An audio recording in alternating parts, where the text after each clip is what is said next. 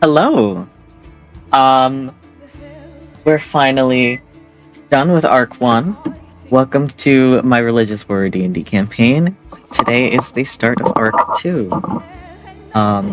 Exclamation point TW in chat for a list of trigger warnings just in case. All the VODs are up on the YouTube. And let's undeafen. We picked to join our... Hello, my Pookies. Hello! Hello! My friends, we're not metagaming or anything. No. Are you metagaming? It's not metagaming. It's not metagaming. It's fine. What are you metagaming about?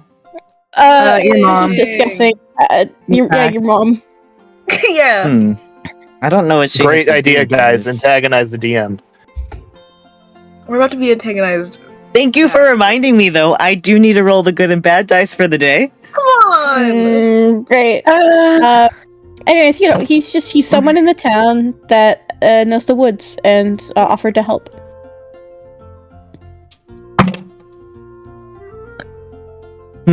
Interesting rolls. Did our opening screen get clean slated? Yes. New arc, new me. New arc, new me. New arc, new players, new starting screen. What? You're fired. Goodbye. Everyone's getting fired.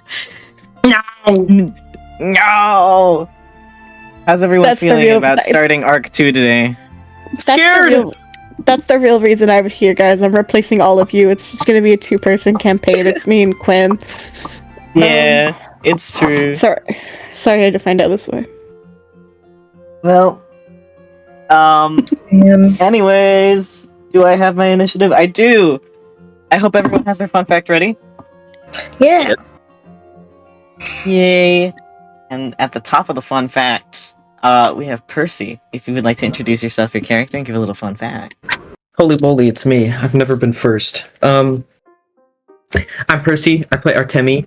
I think we're doing trolley problem fun facts for today. What would our characters answer for the trolley problem? I think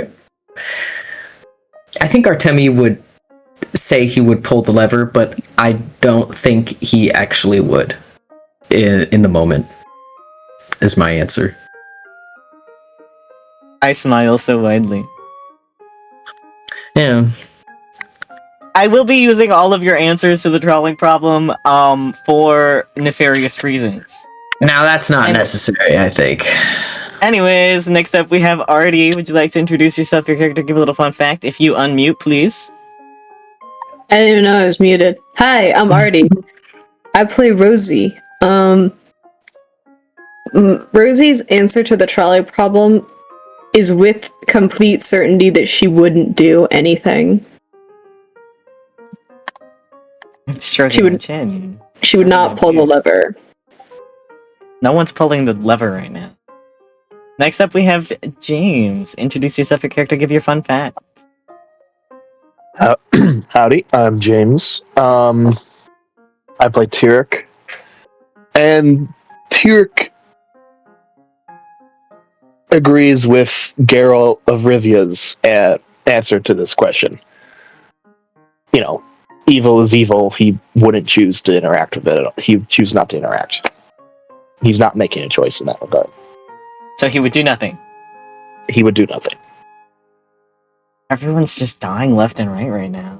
Next up we have Matthew. Would you like to introduce yourself and your character, give a fun fact? Yeah, hi, I'm Matt. I play Lorelai. Lorelai would pull the lever. I'm not gonna elaborate. Yay! Yay! Finally a lever pull! Next up we have Kai. Would you like to introduce yourself, your character, give your fun facts?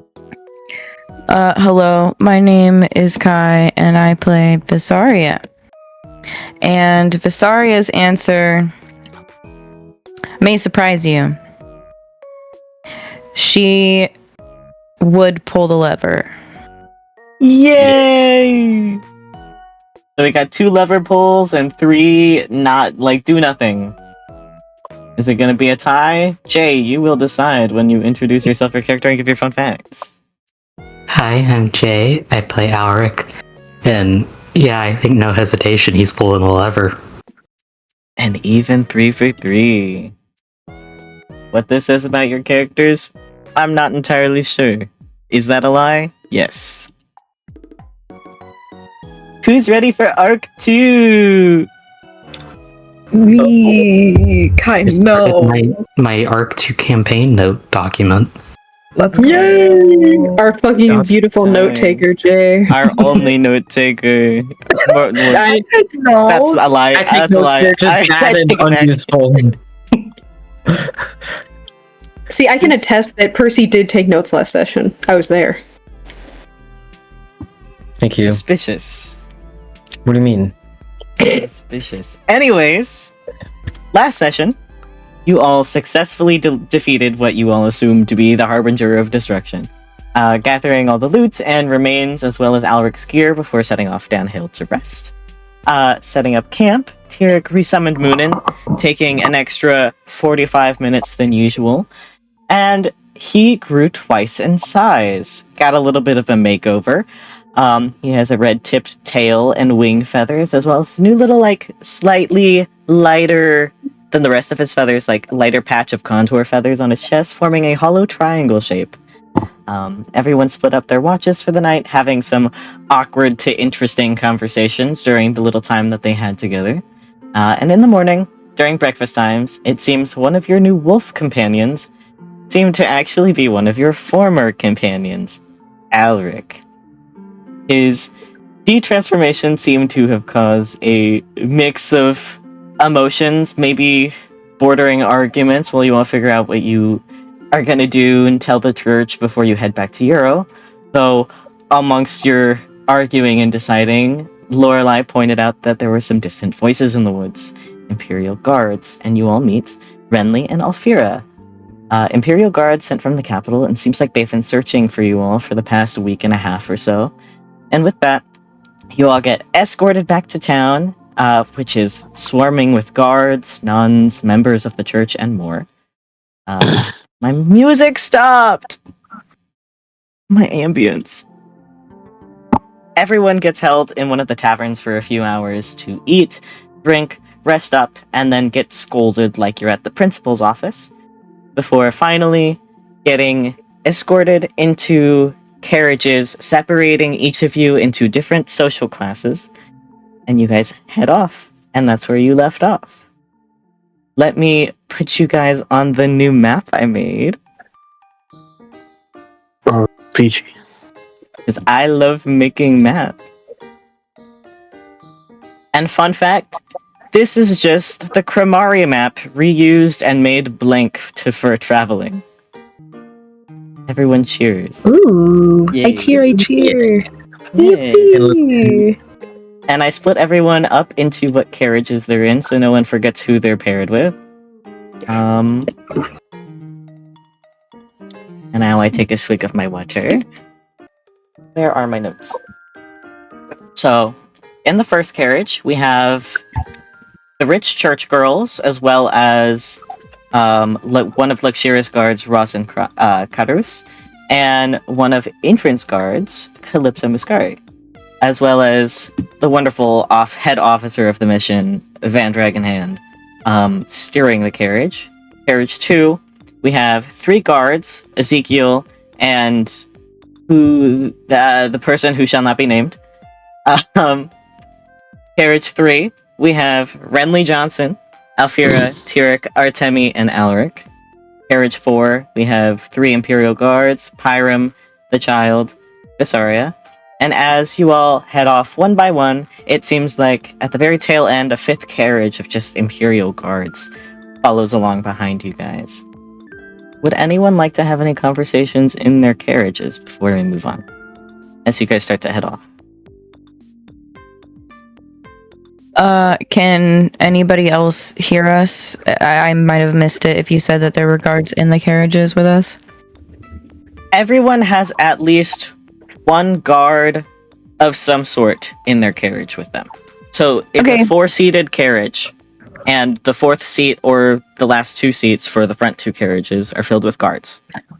Okay, okay, this is gonna sound bad. What race is my guard in my carriage? The guard that is sitting with you in Pyram's carriage is a half elf. Okay, so there's a low chance that he speaks Abyssal.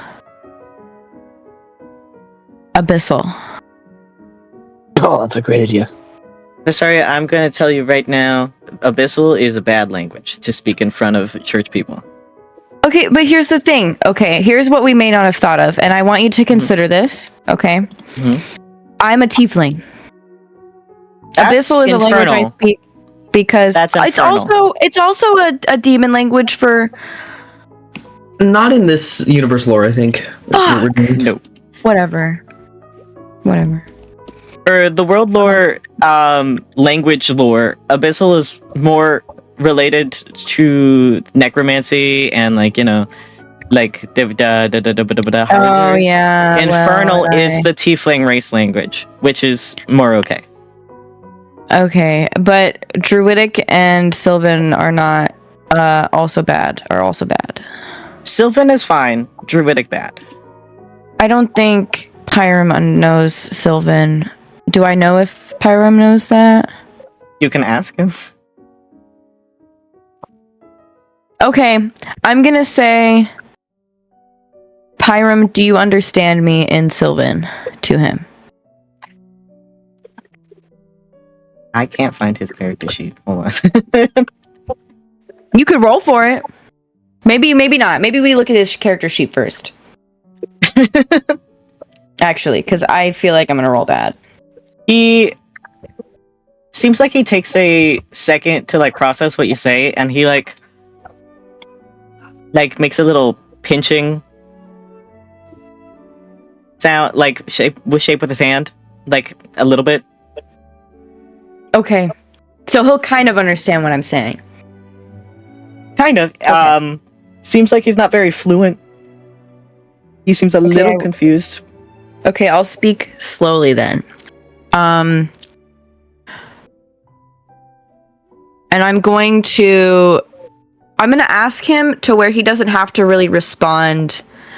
I'm gonna try to do like yes or no, or like things that require simple answers. So I'm gonna say in Sylvan to him, do you know where they are taking us? Or do we know where we're being taken? I forget. I'm sorry. We're going to the capital.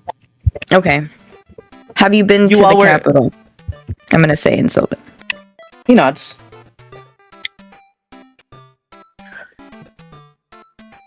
Do you think we will be questioned heavily? He takes a moment to think, and he speaks back with kind of shitty pronunciation of Sylvan. Sure. I'm not entirely sure. My guess is yes. Okay.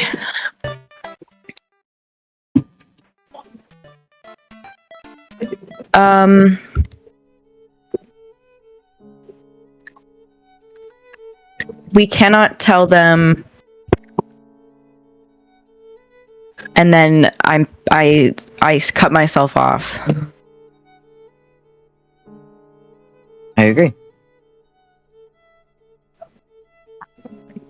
What about? And then I gestured to the child. As far as we know, he's one of the missing children. I nod.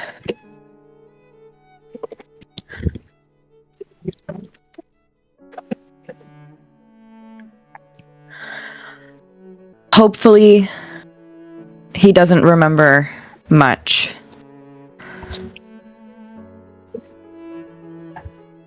And he opens his mouth to say something before stopping and thinking and then nodding.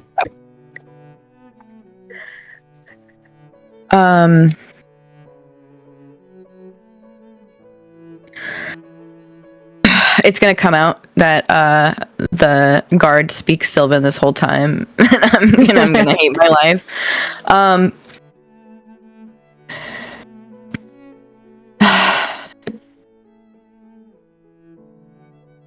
I'm scared.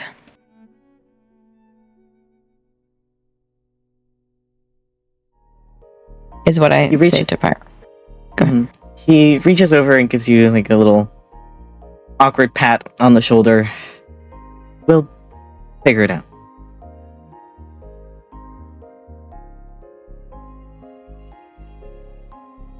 And then I nod and stare out the window of the carriage if there is one, like I'm in a music video. Yeah, there's and windows. It's a really fun song. Yeah.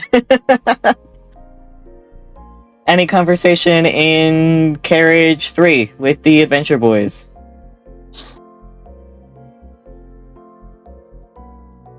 I'll give you 3 guesses as to what Tyric is doing. He's playing his crossword puzzles. Yep. Okay. Any conversation in carriage 2? No, actually, that's 2 NPCs. Any conversation in carriage 1?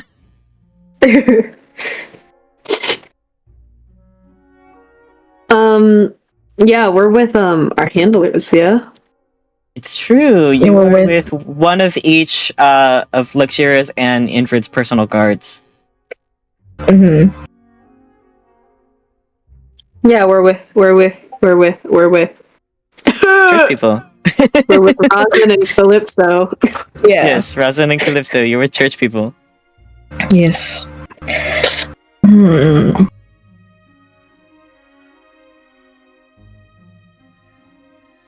I don't think Lorelai would start any conversation. I think she's looking straight out the window, Yeah, it's like you're in a holding music her little video. carving. Yes. Rosin is in the cart with us, right? Yes. Yeah, right. So both of you are sat next to each other, and across from you, on the seats across, your respective guards are sitting across from you. So Yeah, Rosin's we- across we from got 2 Rosie, guards in Calypso's across from Lorelai, and then And the Van's Imperial driving. Guard. Yeah, Imperial Guard is outside. So you're the only one that doesn't have Imperial Guards with you, but you do have church guards, Mhm. like counselor guards. Rosin, I'm so happy that you came. It's been so scary being out here. And I am so glad you're okay. Luxura has been worried to death about you. Has she been? I was worried I didn't get to sending school her right away since our things got stolen. She has been throwing herself into meetings and meetings and meetings. Staffers are certainly in trouble. Do not get me wrong about that. But hopefully, after all is said and done, you two will be fine.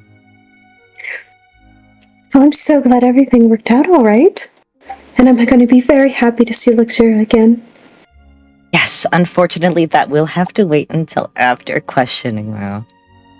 Of course. Have you been to the Tenera? I don't entirely remember. Me? Have I?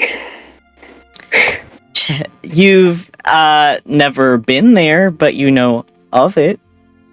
If you would like to check your Google Doc. I have like 5 tabs open. How dare I make you read about your character? I did read. I just don't remember very well. So what was your answer again? You've never been there, but you know of it. Okay. Then The details Rosie's should gonna. be on your doc. Yeah. Then I. Don't start with me right now, brother.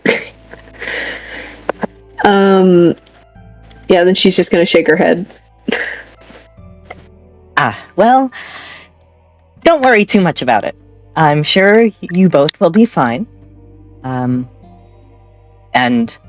I'm sure the leading interrogator will be forgiving. She seems like she's trying really, really hard to be optimistic. Great. Fun. I should have asked this earlier. Does Lorelai know Calypso that well? Probably not. I wouldn't say you guys are like besties, but like you have spoken, like she's escorted you every once in a while. Mm-hmm.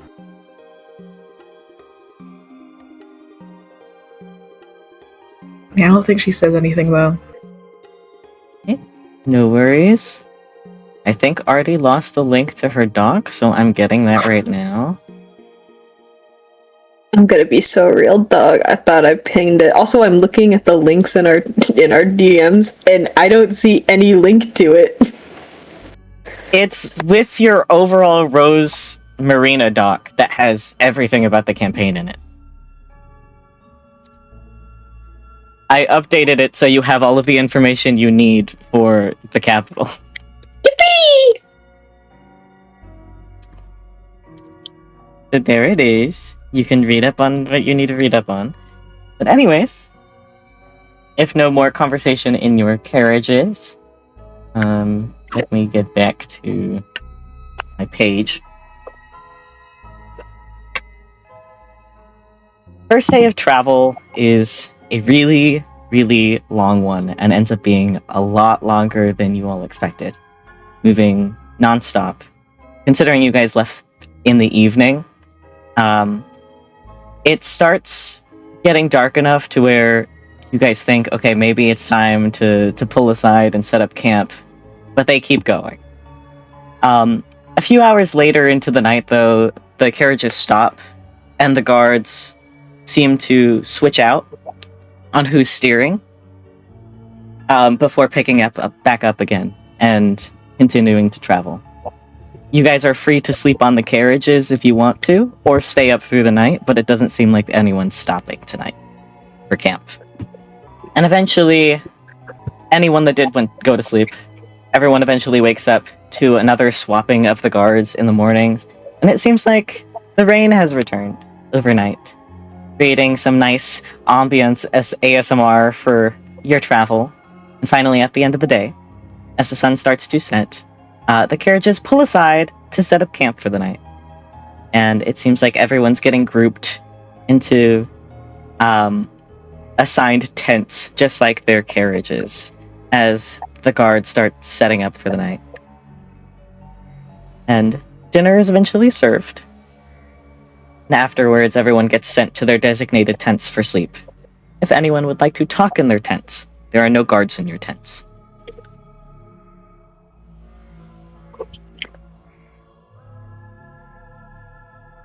And if that's a no, then everyone can mark off a lovely long rest. Yay, I also forgot I was muted. Is it the same as our carriage setups in the tent?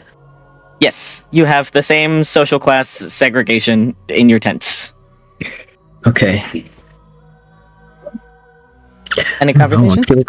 I feel like we should talk a little bit, but I don't even know what to broach right now. I don't even know what to talk about right now. You don't have guards with you, however, you are in tents, so you will have to be quiet. Yes. Mm-hmm.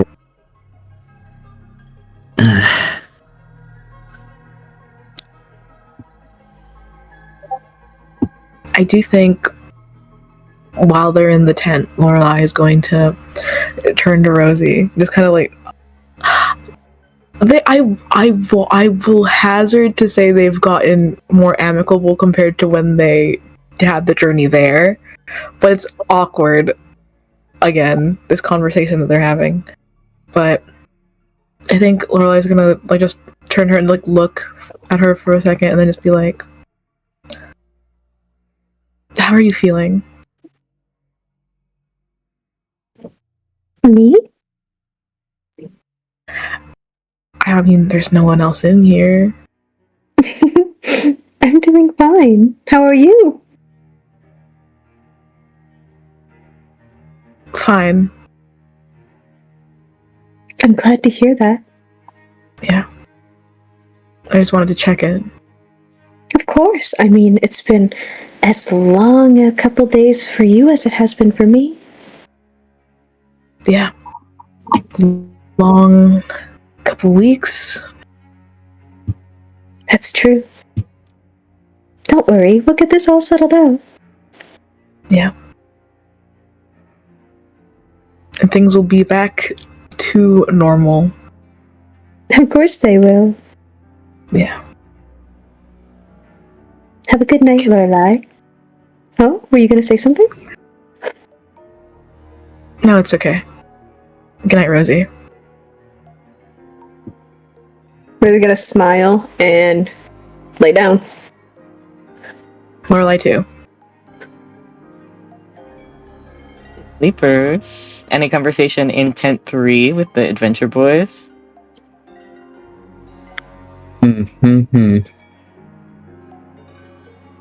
Also, Tyric, where's Moonin? Has he just been flying above the carriages up until now? Yeah. I told him to keep close, but, you know, he's kind of large now, so I want him to be discreet. Okay.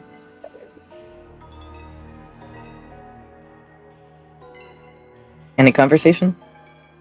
Have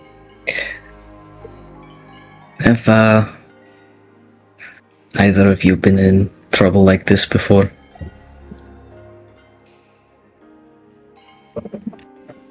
Not that I can remember.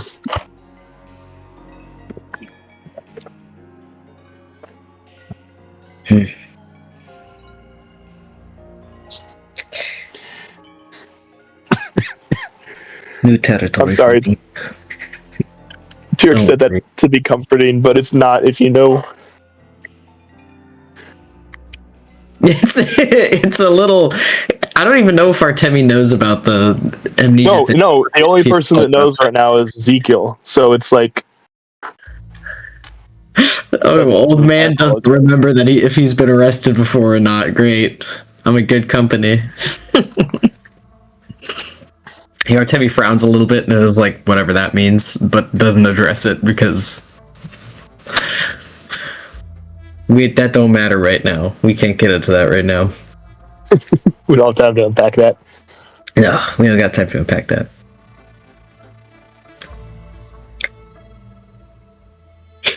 I'm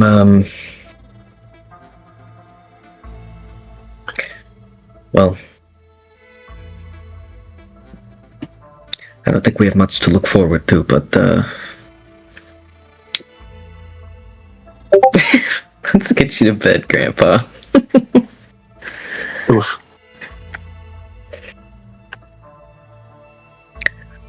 It's well,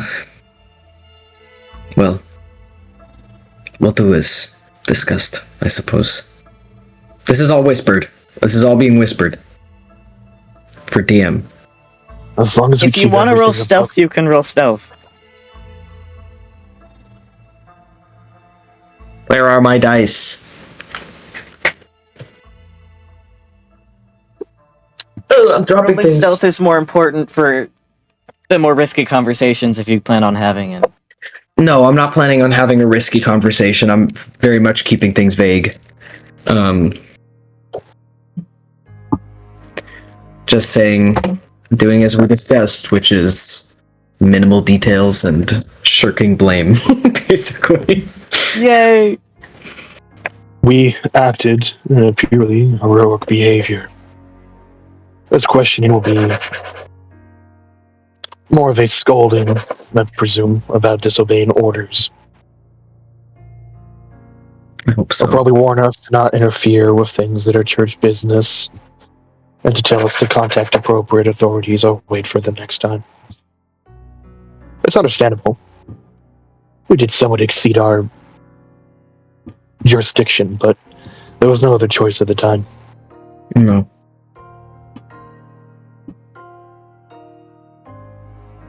Oh. But ultimately, the church is a logical organization. If we explain it and how it happens, we should be fine. There's nothing to fear. I'm not sure I agree with you there, but we have little choice but to give in with whatever they want for us, so I'll hope you're right on this one.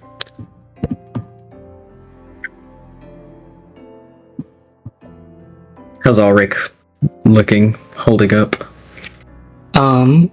I feel like probably by now, most of the physical shitty feelings from doggy time are over, but he hasn't really spoken much, if at all, since I think the first two guards found us in the woods. Yeah, is he making eye contact or alert, or is he kind of like a little absent right now? Is that visible? In the carriage, he hasn't been paying much attention, but here, while you guys are talking, he's sort of watching your conversation. Got you. Artemi will just kind of, I don't know, incline his head and... Are you fit?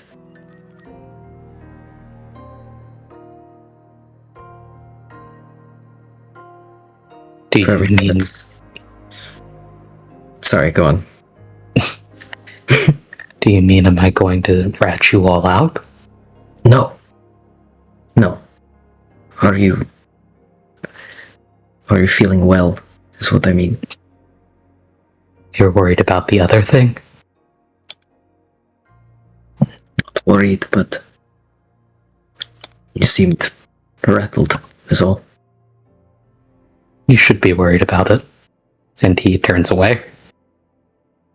He frowns, and I think also gets ready to sleep.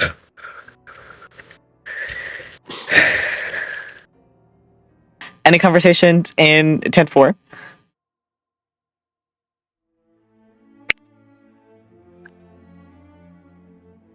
I will take that as a no.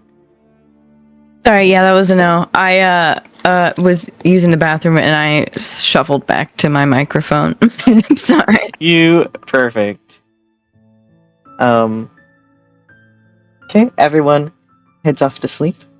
Gets their first more comfortable long rest of the travel.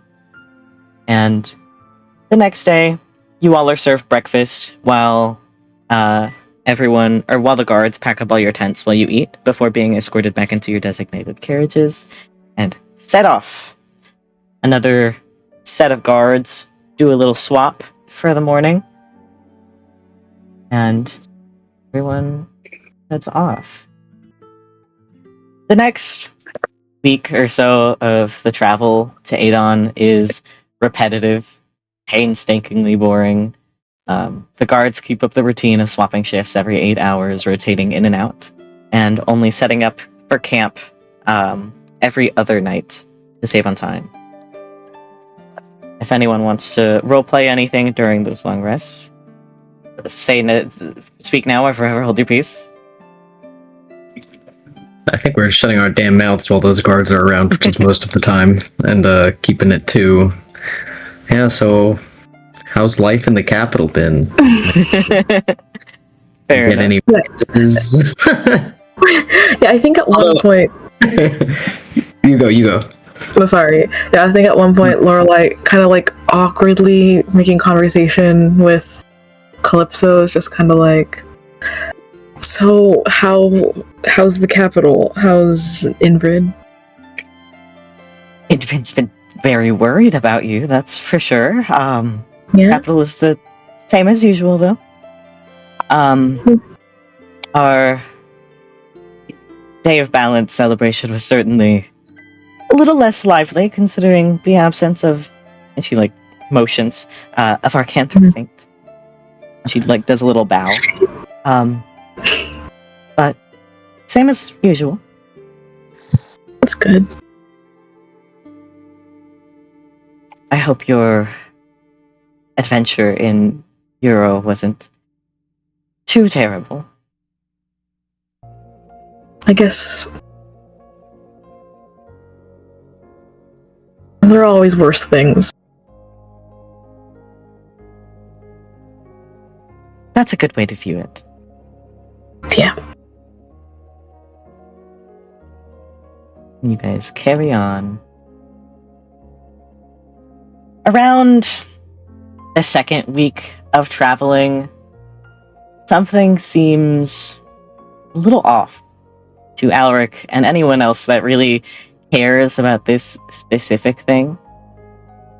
Towards the end of November brings a new moon, therefore bringing the very pretty moonless skies. And though it is nice seeing more stars in the sky, by night 4, as you guys set up camp for the evening, after eating dinner and getting sent off to your tents, the new moon should have been waxing in by now. If anyone would like to make some conversations before bed.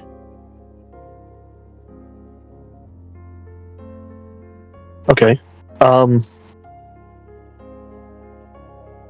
Can I roll on that? You can roll. See, if anyone wants to roll and see if their characters would notice the moon thing, you may. I suppose. Would that be like nature perception?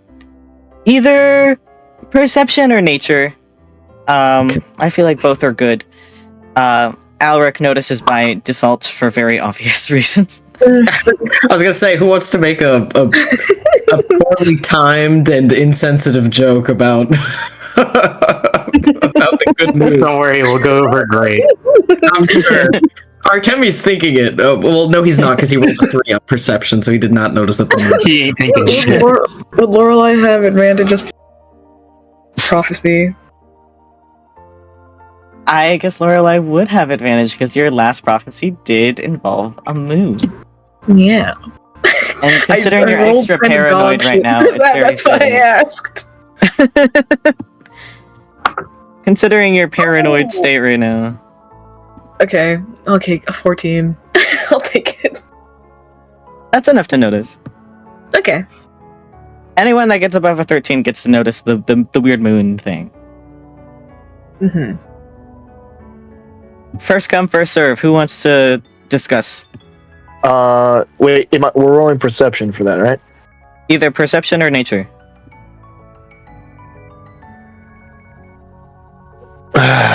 10. Eric, don't give a fart. Does Moona notice? He doesn't. You roll for him. He he doesn't fart notice. either. He rolled a 6. He don't give a fart. Lovely. Right? Well, anyone else want to roll for that? I'm going to take that as a no. Lorelai, would you like to comment on anything? Would I be only commenting on it to Rosie, or could I... I mean, you have your tent. You can also talk to one of the guards outside if you like.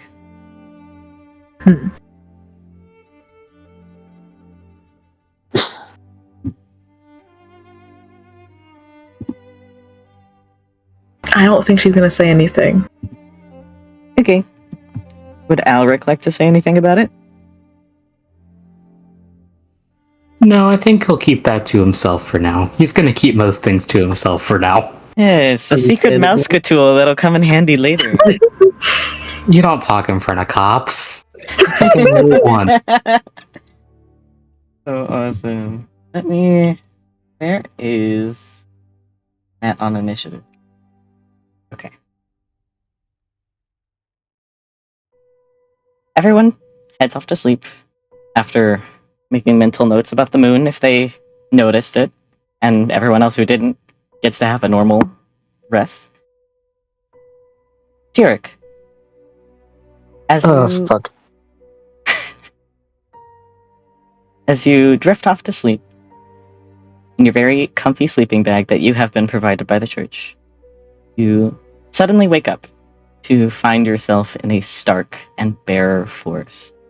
The sun shining above as the forest floor is covered in a very thick layer of snow. About maybe 1.5 feet, maybe 2 in certain areas. The land is barren besides the scattered trees stripped of all their leaves. Not a sound in the air besides the wind in your ear. before, after a few minutes of investigating the area, looking around you, you hear a very faint sound of cracking ice in the distance behind you.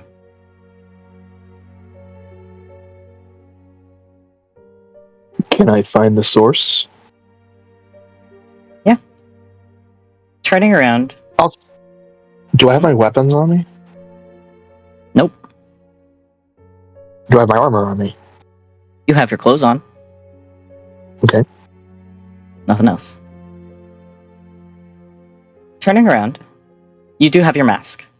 But turning around and following where the sound came from, you climb a very short cliffside and find a giant,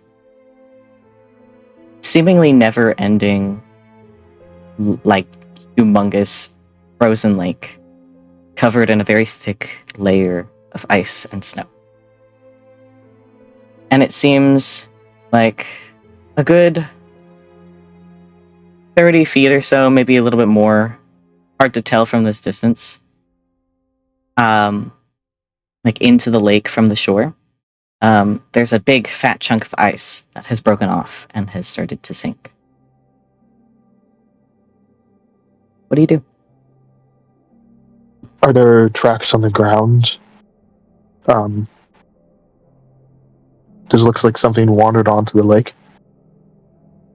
Yeah, looking down at you're not in a very very tall cliff. You can easily slide down without getting hurt. But looking down at the shore, it seems like there are these very small pattern of footprints. It's a little too far to tell, but you do see a little pattern of footprints heading towards the lake. I will slide down the cliff and go towards the lake bed. Okay. And as you slide down, reaching the bottom of the cliff, and getting a little bit closer to the shore, and you see the footprints. They're not actually shaped like feet, but they are big enough. Seems like massive paw prints, similar to those of those big wolves you first encountered on your first day in Euro.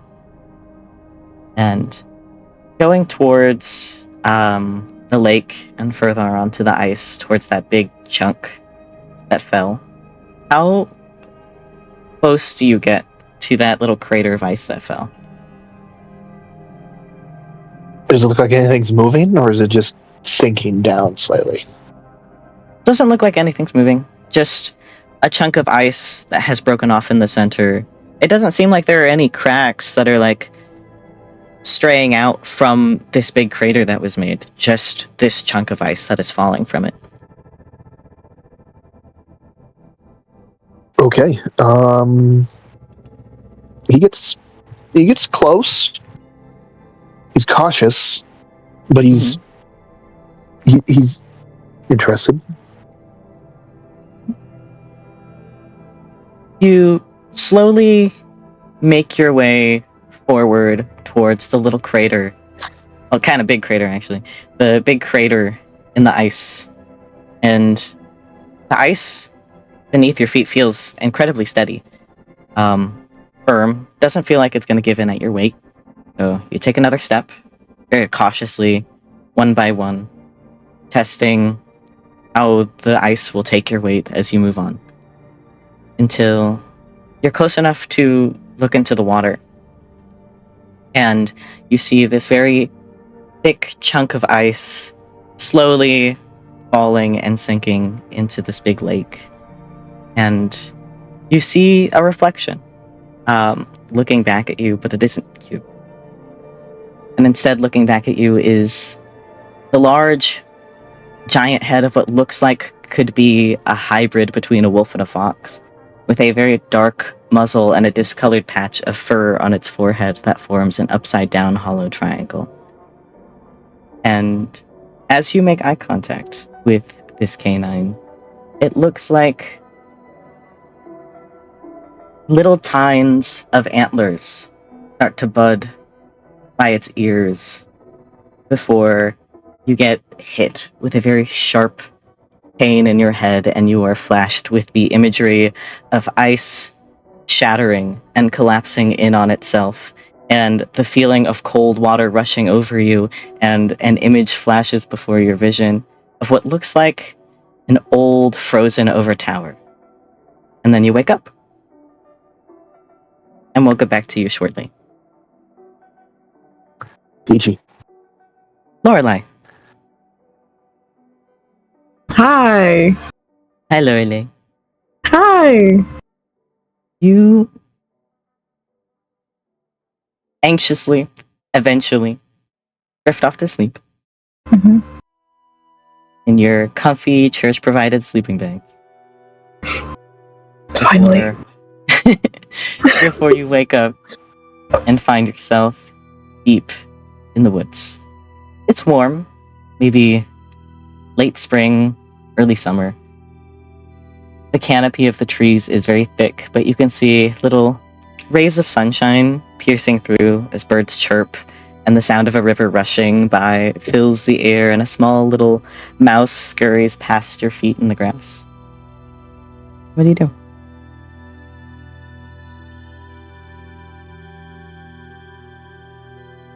Can she call out? Just hello? Kind of. You call out. No reply. You hear like the little chirp of another bird kind of like singing, almost as if it's responding to you before it kind of flies off past the canopy of the trees.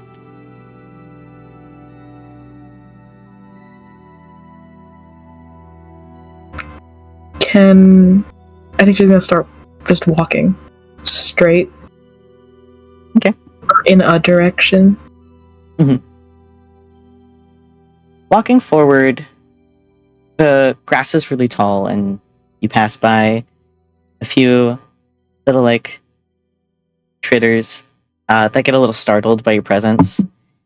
You get startled by a little squirrel, another little group of small birds, some bugs, some grasshoppers hop onto you before you eventually find a little clearing ahead of you in this forest.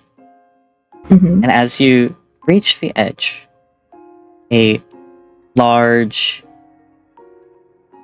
beautiful red deer stag stands in its center, hunched over, eating away at some grass.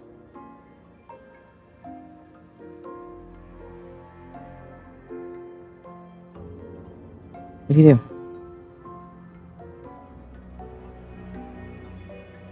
I think she's gonna go up to it. Okay. Just like slowly, hand outstretched. Kinda. Mhm. Yeah. And as you slowly, cautiously take step by step towards this deer, it seems like at some point you step on a twig. And as soon as that snap of the twig goes off, the forest entirely goes silent. The birds stop chirping. The sound of the river is muffled to silence. And all you can hear is a very, very faint sound of crackling flames amongst the buzzing of spring bugs. And the stag quickly jerks, lifting its head to look in your directions with layers and chunks of pelt falling from its bloodied antlers as they shed. And as its gaze meets yours, you notice a small, discolored patch of fur that forms an upside-down, hollow triangle. And looking further downwards, its chest has a large, open, bloody cavity of a wound where its heart would be. And the second you make eye contact, your vision is flashed with very split-second imagery of flames and town like buildings falling apart, and what looks like could be an old, ruined, overgrown tavern. And then you wake up. And then it's morning for everyone. Good morning. Good morning. Any Good conversations in your tents? First off, tent 1, which is Lorelai and Rosie.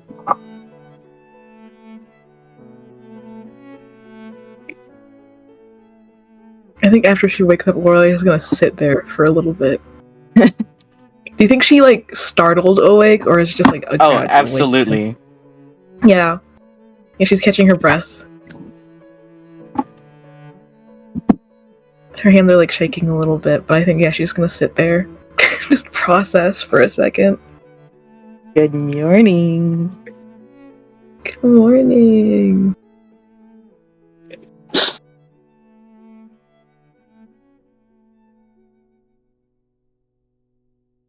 Any conversation before moving on to the next tent? Not that Lorelai is gonna bring up about that. Does Rosie gaff? Does Rosie gaff? About Lorelai startling awake. Yes. I think she'll like look at Lorelai and go, "Are you alright?" Yeah. Bad dream, I guess. Oh, there's nothing to worry about. We'll be in the capital soon enough. Yeah. Yeah.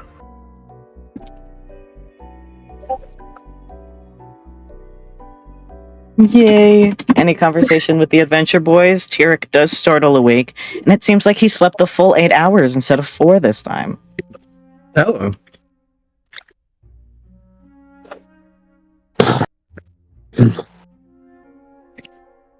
I think Artemi's maybe a little startled. Everything okay?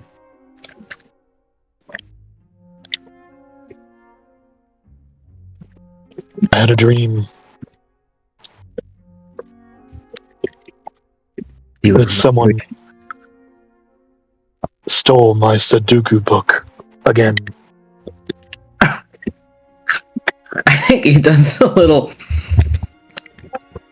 like, disbelieving laugh, scoff, and is like, all right. I imagine that's difficult to wake up to. I only get one a year. Bastard. Another head shake, and we don't have time to get into that. So awesome. Glance around. Alaric is still steely, I assume. Yep. Yep. All right. Let's get to it then.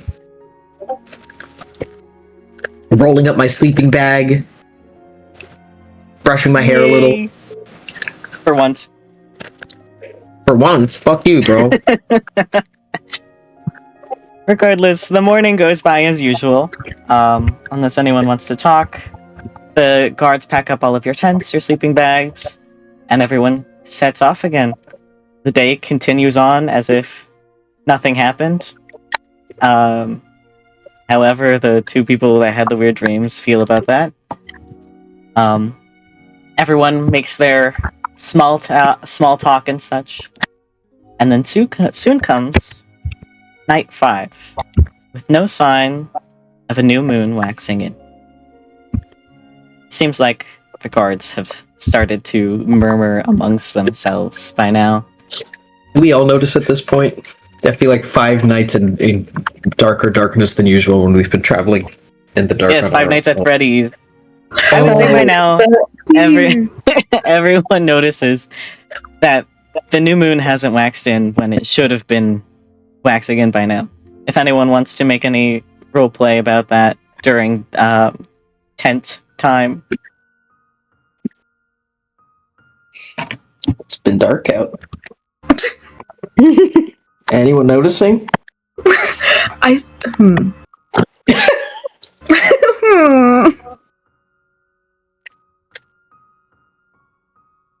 think Lorelai, while they're just lying in their tent at one point, is gonna go. So, no moon. That's not normal. Okay. Rosie's gonna kind of look up at the sky that has no moon in it because I'm assuming it's daytime. It's nighttime. It's it tent is time. nighttime. Okay. It's tent time. Okay, I'm It's sorry. night 5, no new moon. Rosie's gonna look up See no moon. Oh. That is weird, huh? Yeah. I just thought it was one of those things. One of what things? I don't know. A lot I don't know about.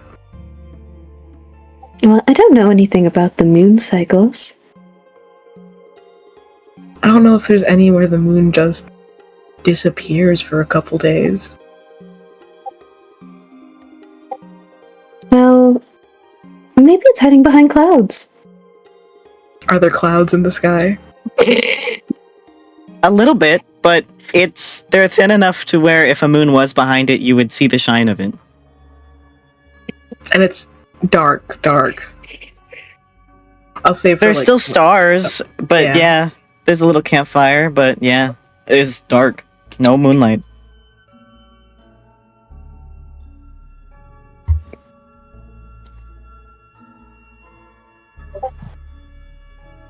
Rosie is looking at Lorelai like a genuine dimwit. Who's the dimwit? Me? No, like she has like just a very blank smile on her face. The genuine combativeness. Fucking what the fuck you saying fuck me for?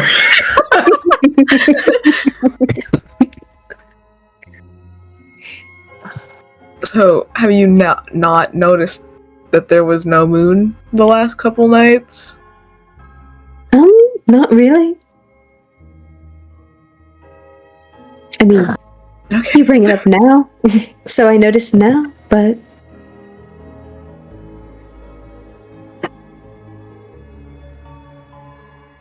I mean, I don't feel great about that. Well, if it makes you feel bad, we can always ask about it. I'm sure Razin would be happy to answer our questions. Yeah, let's ask Rosin about the moon. That's above the table that Laura's on, let's say.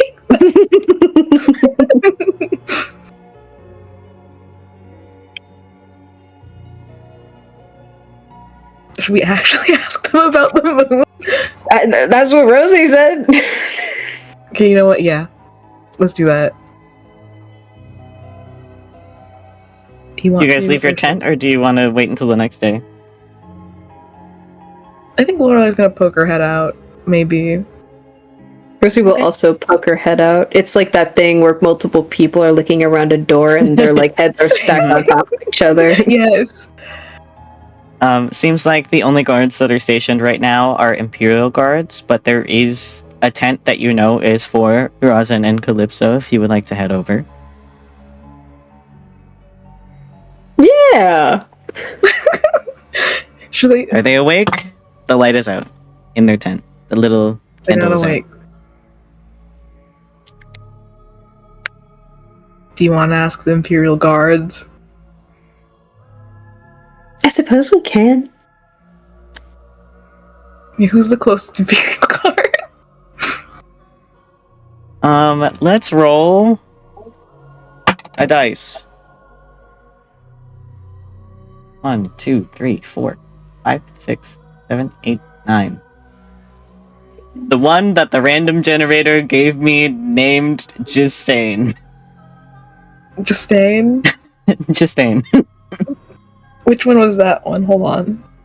A very average-looking average-looking elven man. The most average-looking man you can ever think of with elf ears. I looked at the info sheet again. Okay. Yes. Did you want to ask, or should Lorelai ask? Is that above table? Yes. I think it'd be funny if it'd be in character. I got confused. No, we should have Lorelai ask. Okay. It's one of those, like, they're like shoving at each other. It's like, you ask. But yeah, I think she makes her way over. Hi. Sorry to bother you.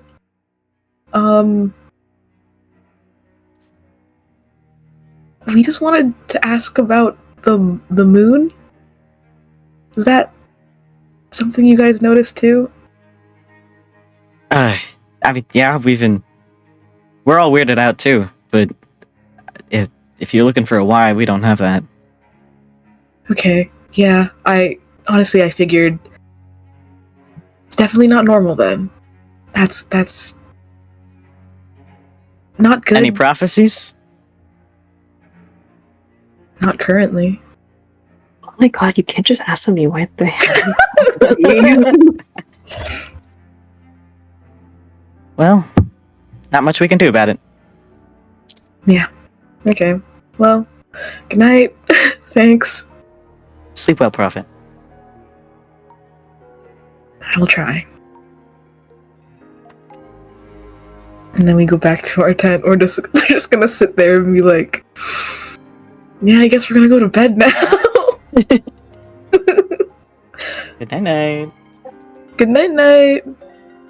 Any conversations with the adventure boys about the moon?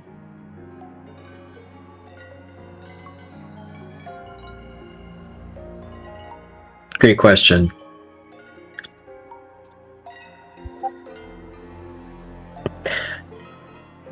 Any shit?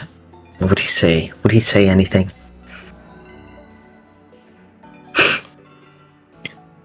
Fuck! I'm really holding back a joke that Alaric would hate. It's not even a joke. It's like maybe an earnest question, but also it's a. He would probably get a not pleased response regardless. Let it rip. Now I won't. Now you got it. Now you It's just got gonna be like, so is this like good or bad for your circumstance? We think that's like he's genuinely curious, but I don't think he's like Alaric is cross with me, or just in general, and moon on its period. Yep. That time of the month. Time of the month.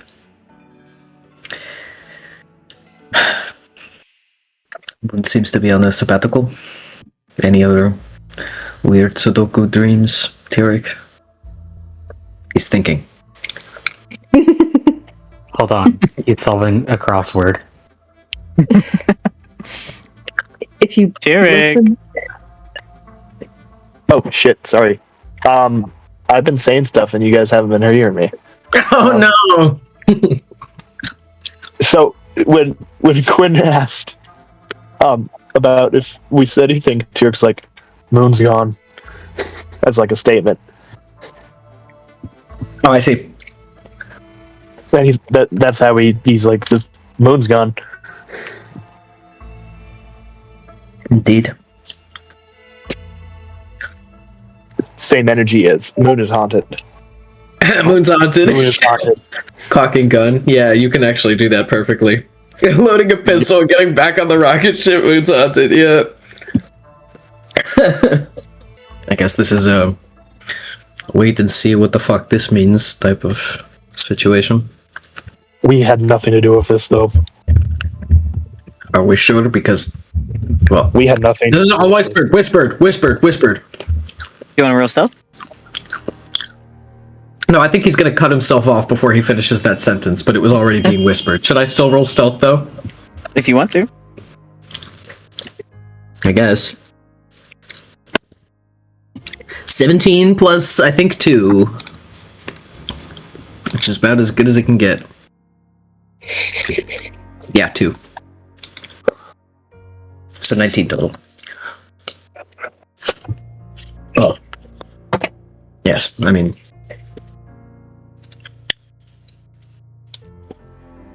I don't think anything within mortal means is enough to lead to this.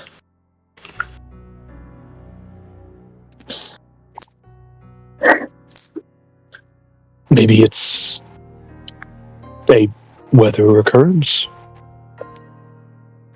What's the cloud situation like, DM? A little cloudy, but thin enough to the point where if there was a moon behind it, you'd be able to see. I think Artemi still hopefully goes, yeah, maybe. I mean, Maybe it's like a once every 100 years thing. The moon just disappears for a little bit. It's the moon. It comes back, right? Yeah, I don't know enough about astronomy to argue otherwise, but that doesn't maybe sound right. I don't know. You have like eclipses and shit.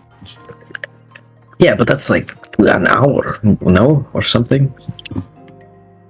By the way, since Dude, you brought dumb it up, there bitches tell you hasn't to been an eclipse in exactly. 7 years. Oh. There what? You think? There hasn't been an eclipse in 7 years. Lovely. Considering it's relevant. Alaric already knew this. Do you think that, like, this is how a lot of the small talk has been going? Yeah. You think there's going to be anything, but they just completely deadpan.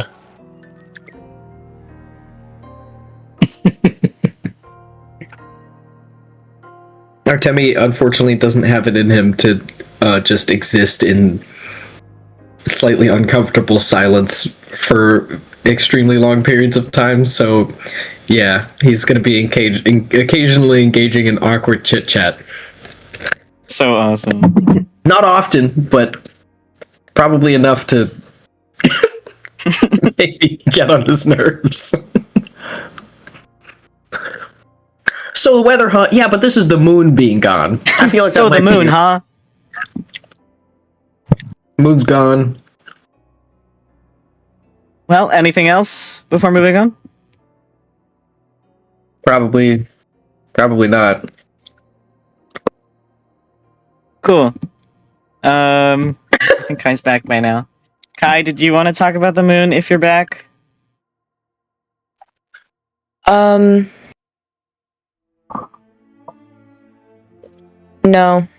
Vysaria is just like silently praying. Yay. Still to Calria, but her name is never said and nobody knows what I'm doing. That's all. Yeah, you're perfect. You're in your tent also with Pyram and the kid. Okay. So that's night 5. No moon. Next day passes. Pretty uneventful, same as usual. Very boring. Seems like the rain's returned. Then comes night 6. No moon. Then night 7. The next day, the rain is a lot heavier than it was before. Before eventually lightening up by the evening. By night 8, I'd say anyone who gaff is very, very relieved to see a very white sliver of a new moon starting to wax in. And so that starts off the end of the week of the first week of December. Tyric, can you roll Oh, fuck. intelligence check? Okay. I'm gonna grab the good dice for this. 12. On the afternoon, December 6, 1537, Tyric runs out of crossword puzzles. Fuck. Which is a very tragic moment. But other The than afternoon, so when they're in camp? that, no, you guys aren't camping. It's the afternoon. You guys see camp at night. Tyric just like closes the last crossword puzzle. You like go to flip to the next page, and then you realize that you've like folded the book over on itself, so it's easier to write on. And then you realize, oh, that was the last page. He did all of them? Yep. They weren't very thick books, and there were only like 7 handed out. There is just a horrible just aura coming off of him. He is dread, despair, depression. And he closes the book, puts it in his bag he has on him, sits up straight, and just stares the guard that's in their cabin like right in the face, just right in the eyes, unnerving. Makes eye contact. Really awesome. And falls asleep, but doesn't tell anyone else.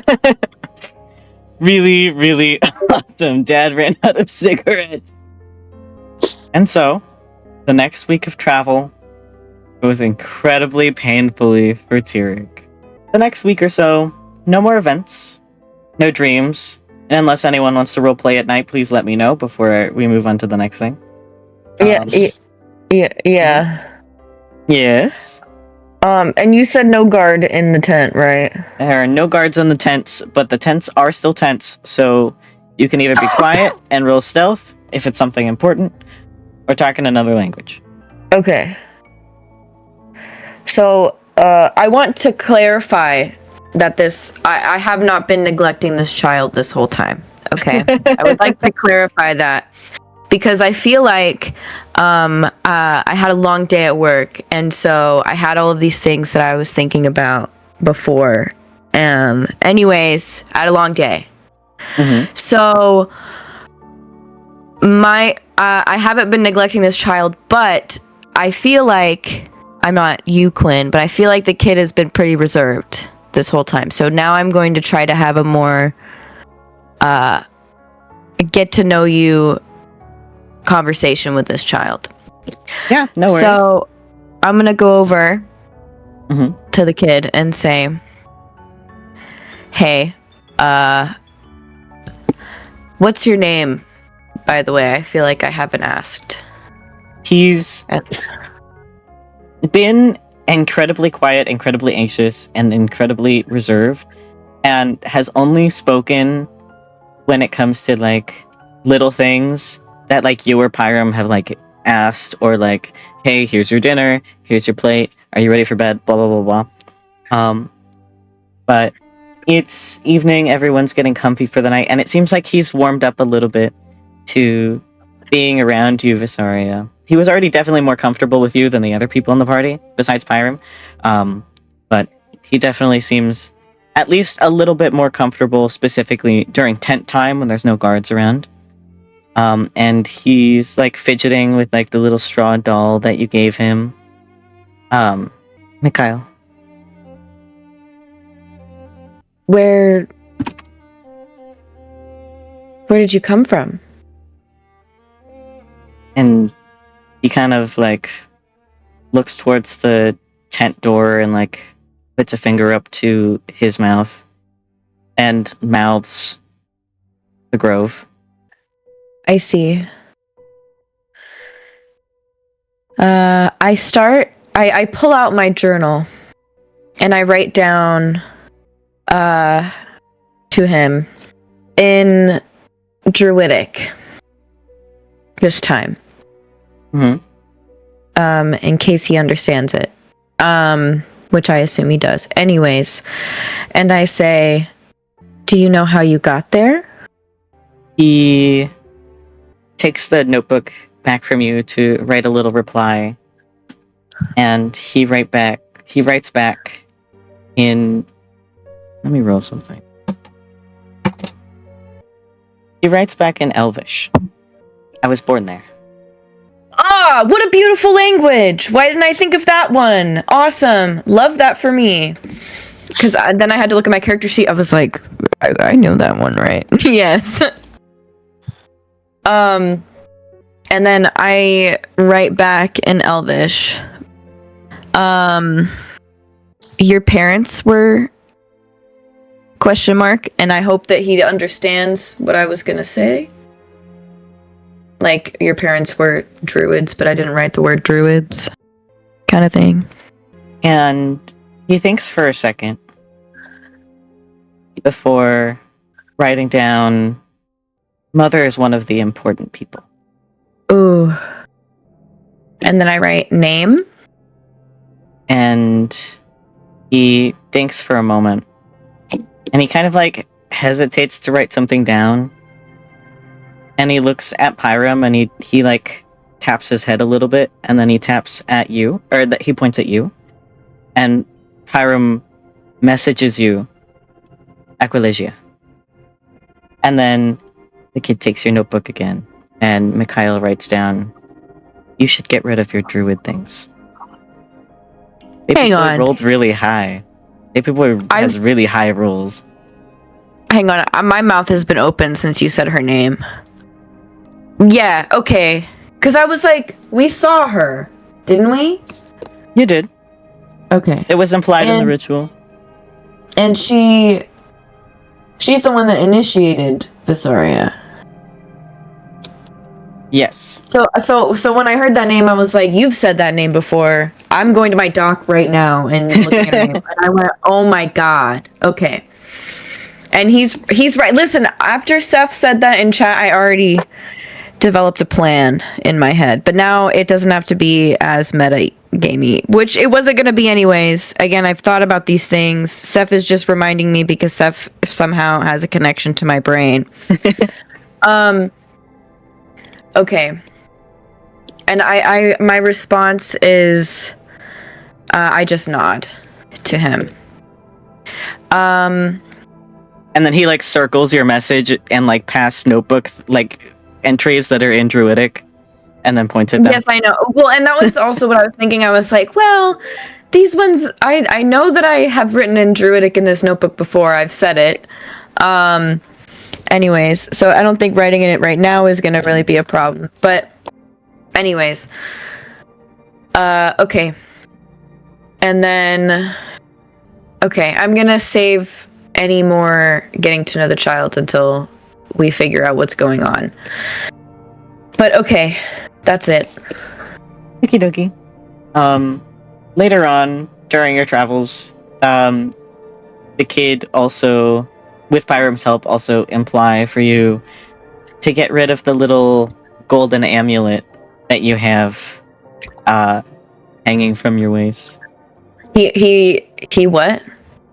He, like, the kid and Pyram, they imply or suggest you to get rid of the little golden amulet that's engraved that you have hanging from your waist. Okay, yes. I have an idea. Okay. How do bathroom breaks work? Okay, I assume that we get to go over into the woods a little bit without a guard and use the bathroom because privacy is still something I deserve. You get escorted by a guard, but they stand at a distance to make sure you don't run away while you're pissing. Okay, so I want you to let me know when we get as close. I want to say about 2 miles away from the capital, like where we're going to be staying. Because then because I don't know how close we are right now, and I don't want to say it right now, and then... Do you want it before or after you leave the forest? How far away is the forest from the capital? A gap of at least a week of no forest. Fuck. At least a week? Okay. That's fine. So, still, like, only a couple miles away from the capital. Well, okay, so you want to dump your stuff, like, a few miles before the gate? Yeah. Okay. But I want to, like, grow something there as, like, a marker for myself, but I don't want them to see me do it. Obviously. Well, you won't have any trees for cover, so that's a little bit harder for you. Yeah, fair. But no one's looking at me while I'm using the bathroom, right? They'll see you grow plants.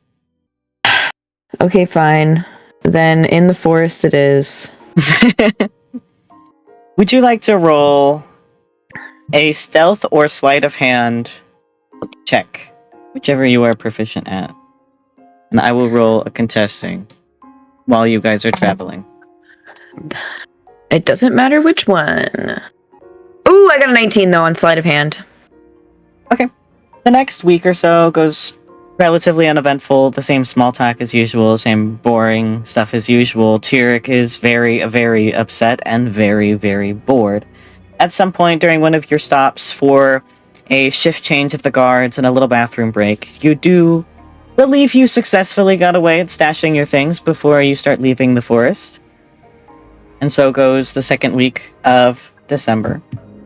And as you guys get further in to the end of the second week of December, you guys can see the giant capital city of Adon, which is always a lovely sight to behold. This large, walled and tiered city surrounded by fields of freshly tilled soil and scattered small neighborhoods as you pass by these farms one by one before eventually starting off the third week of December, entering the Caritas district of Adon, where all the farms and small neighborhoods that border the city lie. And enter the city. You all pass through the beautiful Renaissance-esque architecture of the Veritas district, gaining the attention of the citizens as they move to the edges of the streets. The Cantor Saint and the Amalur Prophet guild members and a bunch of strangers seem to have caught their attention. I'll move you guys to the new map, which I'm very excited about. Woo! Yeah! Woo! And I will also send the Adon map. Yes! Goodness. The map channel. Thank you, Quinn, for all your hard work. Truly. This is I awesome. worked very hard on this campaign. This is a lot of and we boxes. are chasing you. Mwah. I love that it's circular. I love circular cities. I don't know if anybody knew that. They probably didn't, because why? These are the boxes that I had been working on for a month straight. It took me a month to map out this fucking hellscape of a box.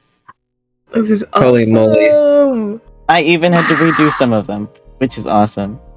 But regardless, you guys enter the city and it seems like you guys have caught the attention of some very nosy citizens that seem to be trying to peek in through your windows as you guys pass by to see who's in each carriage. It seems like the mixed party is drawing some concern, maybe some confusion, as you see murmurs start to pass among them as you look out the windows as you're carried through the district. And one by one, you all make your way up each district to the next, gathering more and more attention as more and more murmurs spread outside. Especially more as you enter the Pietas district, and then start taking a sharp turn to the northern section, where the court is. And I will do a little highlight of where the court is on the map. Mm-hmm. You guys know where you guys are headed? This big one? Yes. Oh, yeah. Right above the little upside down triangle at the center. Awesome.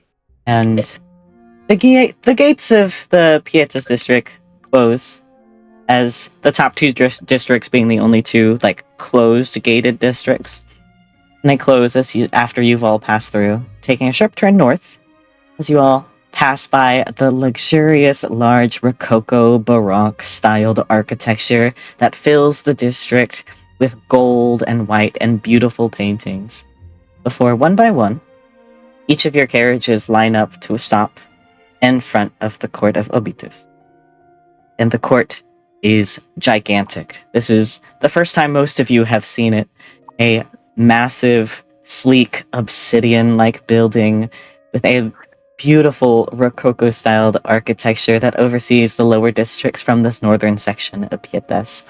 It's topped with 3 large pointed towers, with the middle one, the most tallest, decorated in elaborate gold supporting structures and filigree with scattered religious symbolism among it. And you all hear scattered, mixing voices outside before we take a break. Oh, Break time! Break time! I am so freaking scared. 'Cause I don't know why I didn't pee. expect a courthouse. I know, What's me wrong too. with me? This is what I Also- Side note, as the Minecraft. That's literally what it looks like! Which it's fine. Is this that prison? Wait, is this from the Dream as a Bee? Yeah, Is this that gay prison? Be honest. it's the gay prison. Yeah. It's the gay prison. Oh, wow. This is so awesome. Wow. Sorry. No, don't worry. Talking about This stuff. is kind of what it looks like, though, but like nicer. Well, yeah. Yeah. Well, we're gonna go to the BRB screen. We'll come back in 10 minutes. I'm gonna go to the bathroom and refill my water. Who's ready? I'm ready. I am. I won't think about. Quinn my said, meal "Hey, right hey now. guys, shut the hell up."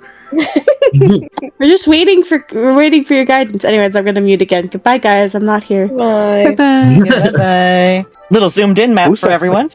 Oh, hello. Yay, super cute.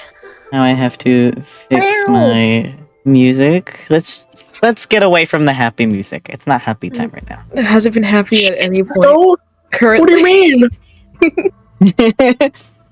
I got my I bowl thought we were of having a field cherries. trip. You guys are getting a field trip to jail. Still a field They're trip. locking us up. No. Well, Artemi's about to go feral. No. Artemi's about to get tested for rabies. Just He's Artemi? vaccinated. Just Artemi. What the fuck, man? Look at you. If Artemi has rabies, he'll be out of your hair in like a week. Okay, so take it as a blessing. Checking for fleas too. Anyways, let me pull up my notes. You guys arrive at the court, and one by one, each of your carriages line up to a stop in front of the court, and you all hear scattered murmurs and mixed voices outside, guards, maybe a few unfamiliar voices as well. Before you all hear the sound of an opening carriage door. Carriage 4, Vysaria. You, Pyram, and the child are escorted inside. All of the other carriages behind you are currently being manned, waiting for their turn. Seems like you guys are up first. Go inside. The inside is just as sleek as the exterior, with white tiled floors lined with red and black, creating a walkway through the entryway. The interior keeps the same gold filigree throughout it, though the entryway is very bleak, very empty of any decor aside from structural pillars and a front desk counter. And who's at the counter again? I forgot. I didn't write it down in my notes. No decor besides structural pillars and a front desk. And though it seems your arrival was expected, as the guards, we just got a raid. Thank you for the 15 raiders. Yay. Everyone's getting arrested right The now. Raiders, we're going We're to about to jail. have a hung jury. Thank you so much. We're going to jail. Everyone's going to excited. jail free, right free the now. party. We did nothing wrong. Hashtag, I'll call my lawyer.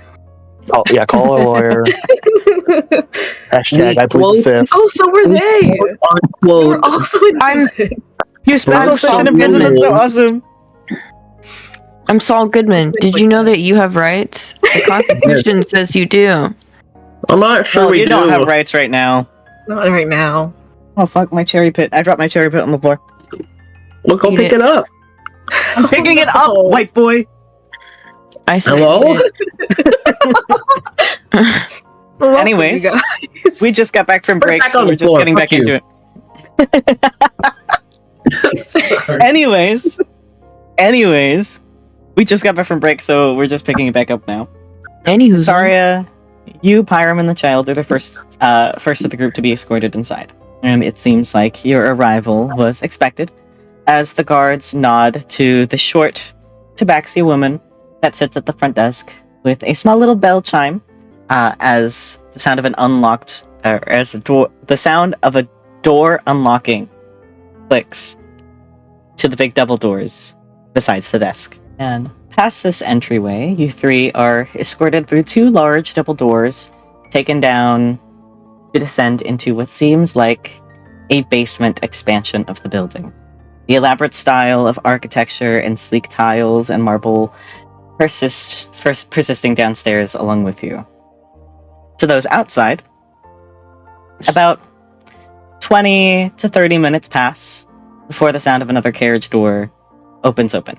And the next group to be escorted out is Tyric, Artemi, and Alaric. One by one, you all are escorted inside, all being greeted with the same indoor sleek scenery as the last group, and descend downstairs. Another 30 minutes pass before the next group is escorted inside. Ezekiel and his companion. And last but not least, the door opens up to the first carriage, Rosie and Lorelai, as you both are escorted outside, and your personal appointed guards giving you both a tight hug and a worried look before handing you off to the Imperial Guards. And being taken inside, you two are greeted with the same scenery, though this time, the receptionist gives you a worried look and a little wave, specifically to you, Rosie. Mitzi, you've met her before. You see her often when you visit to do work for the court, but you're not here to do work.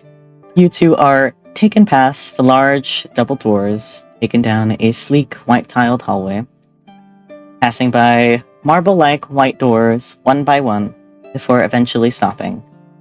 Van, the guard leading your escort and leading this whole mission, takes a moment with his hand on the handle to one of these doors, and he takes in a very deep sigh. Miss Enter Saint, I hope you both understand I am simply just doing my job. I hold no ill will towards either of you, and I do pray to Vigilantes above that you both will be released with ease from this investigation. I don't know how the public would take it if you two don't. I think Laura is gonna go. Thank you for your guy. For leading us back. He gives you Rosie a just- little. Rosie just has a smile on her face. Checks out. He gives you a little nod of acknowledgement before eventually opening the door and motioning for you to step in. And I'm realizing that I don't have the map. Hold on. Let me set up the map. And 90 pixels was too small. Fuck my life. Fuck my life, dude.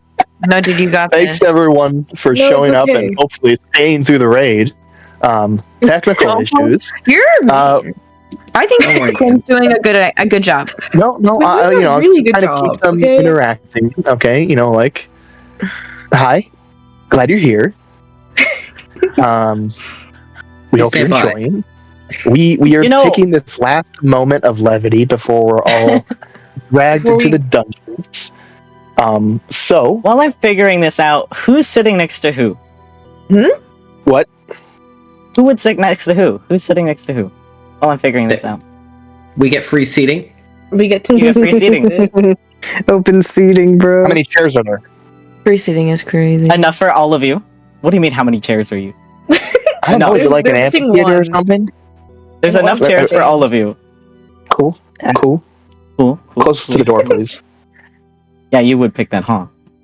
Artemi's gonna stick next to Tyric. Okay, so I'm just gonna group all the adventure boys together, basically. That's what I'm picking up. Hang on. What if Alaric doesn't want to sit next to us? Does Alric Alaric not Loki want to... thinks we're fucking annoying as shit. So I mean, he doesn't want to, but he's going to, because, like, they were all led there at the same time, and it would be weird and awkward if he, like, pointedly moved away from them. Fuck, that would be so funny though. It'd be really funny. They did spend the entire trip going, no moon? Huh, no moon. Jesus Christ. Anyways, I made your map. Fuck my life, dude. Yay!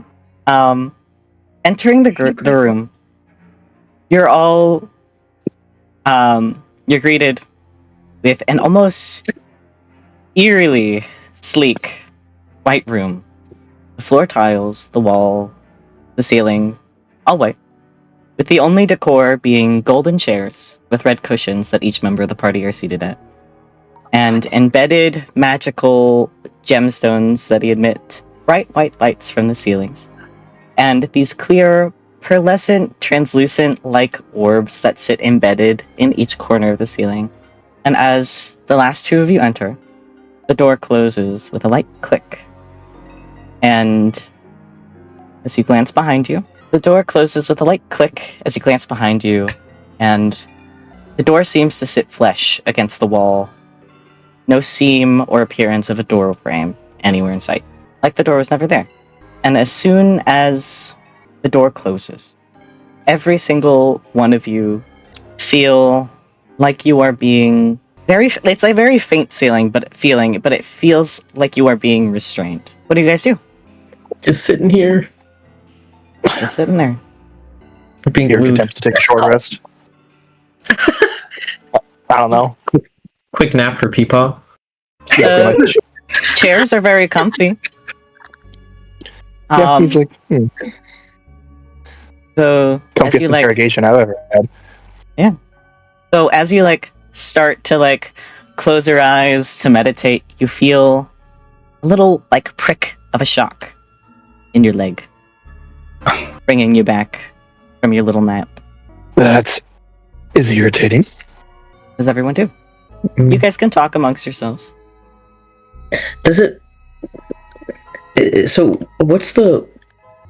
I forgot if you mentioned if there were guards in the room with us currently, or if there's any Nope. sort of nothing. Just the white walls and you guys. Well, there's other things, right? In the ceiling, there's these basically magical crystal lacrimas that are emitting the light that keep the room lit. Okay. They're bright white. But in the corners, in each corner, are these translucent orbs embedded into them. Mhm. No guards. Nothing else. Just you and these really, really comfy chairs. I so I don't like the way you said that. Can we? Is it possible to? I don't have detect magic or anything, obviously, but does it look like it could be magical? Besides just the light thing, but does it look like it's maybe some sort of scrying thing? Is there anything I can do to check if I recognize that or no? You can roll Arcana. This will go well, everybody. And as while you roll that, as the first 5 minutes or so pass, while you guys Not are... one. Holy shit. Holy shit. I have no The fucking first- idea. 5 minutes or so pass as you guys are getting situated, getting comfy. Tyric gets a little jump scare from his chair for a little bit. You guys, as you're all getting comfy, you all feel this feeling of being watched wash over you all, and it feels like this room is almost devoid of any magic or presence of it. At least from your own personal feelings. That being said, the little faint green glow that Rosie's eyes have, they seem to dim down just a little bit. What do you guys do? So Lorelai and Rosie are in the glue seats with us? Everyone's sitting, and everyone was asked to sit when they were brought here. Awesome. This,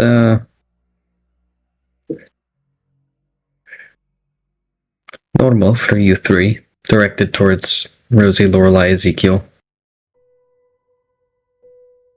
I've never been in this room in my life. I think this is the waiting room? I'm not sure. Not much else to do, but wait. We're restrained, aren't we? I don't think this is the waiting room. Can we move our arms? You can move your arms, though any point of your body that is touching the chair cannot separate itself from the chair. Oh, great. We're fucking glued to the chair. Personally, I've had worse.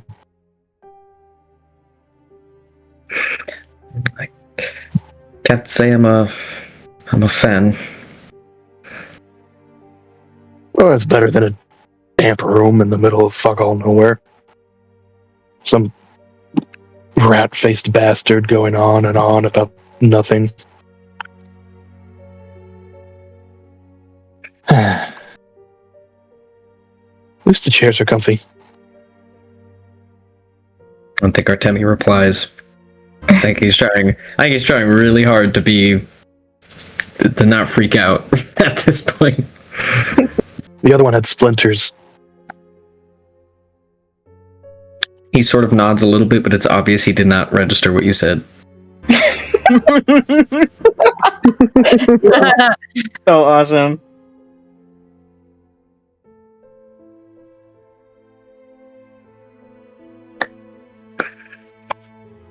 An hour I'm passes. hearing the clock ticking on the wall. There's no clock, There's but I'm no imagining it. I know. You're hallucinating it.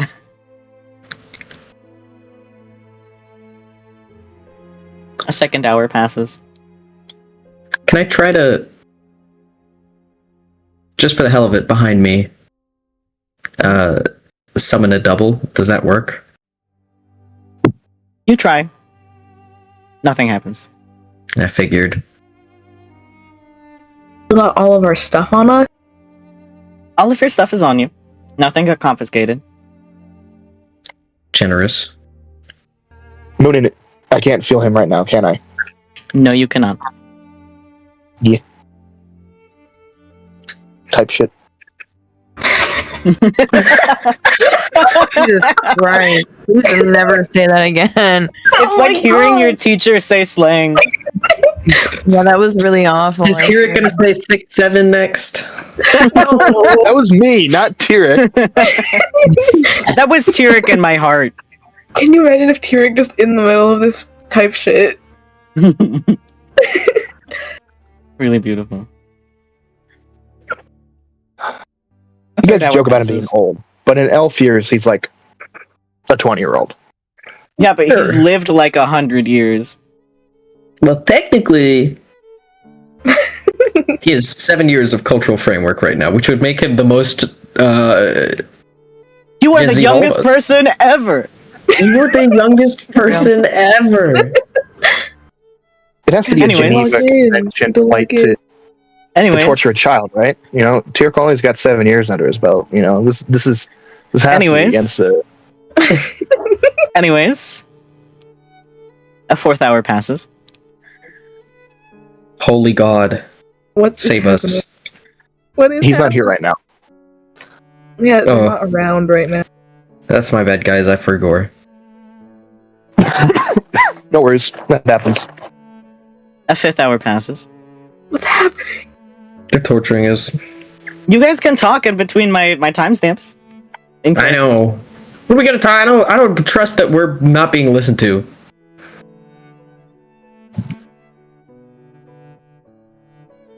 You're setting traps for us. I don't trust like A that. sixth hour. 7. Say the magic number. 6, 7. No, Six, not even what I meant. A seventh hour passes. Don't say 8. Who is trying to keep track of time right now? He's got nothing better to do. I'll try to. Tyric is unfortunately attempting. If anyone is even though if anyone is trying to keep track of time, roll intelligence. Okay. why does he do this? to himself? 18. I think Lorelai would have lost. Oh, Also an 18 intelligence. What? That was a 2? It says 12. It says 12. The dice was on 12. What are we talking about? Is that real? Are you sure? Yeah, I am absolutely 100% sure. I just looked back and forth at the thing like twice. Anyways, I'll take the 2, whatever. I'm I got just a saying 10. that was bullshit. Anyone that rolled above a 15 can tell it's been 7 hours. Okay, so not like my 12 fucking mattered anyways. Whatever. Sorry. Sorry. Another I hour think they could see passes. us sitting in here doing fuck nothing for 8 hours. Has it been 8 hours? Yes. Lovely. Mr. Krabs, I want to go to bed. No. How's the kid Yeah. holding up? I will. He looks like he's going to cry. Oh. They're there. They're there. Kid man.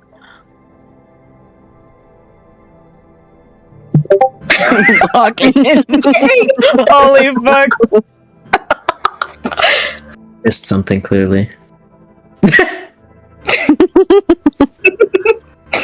Jesus Christ. Another hour passes. And then another.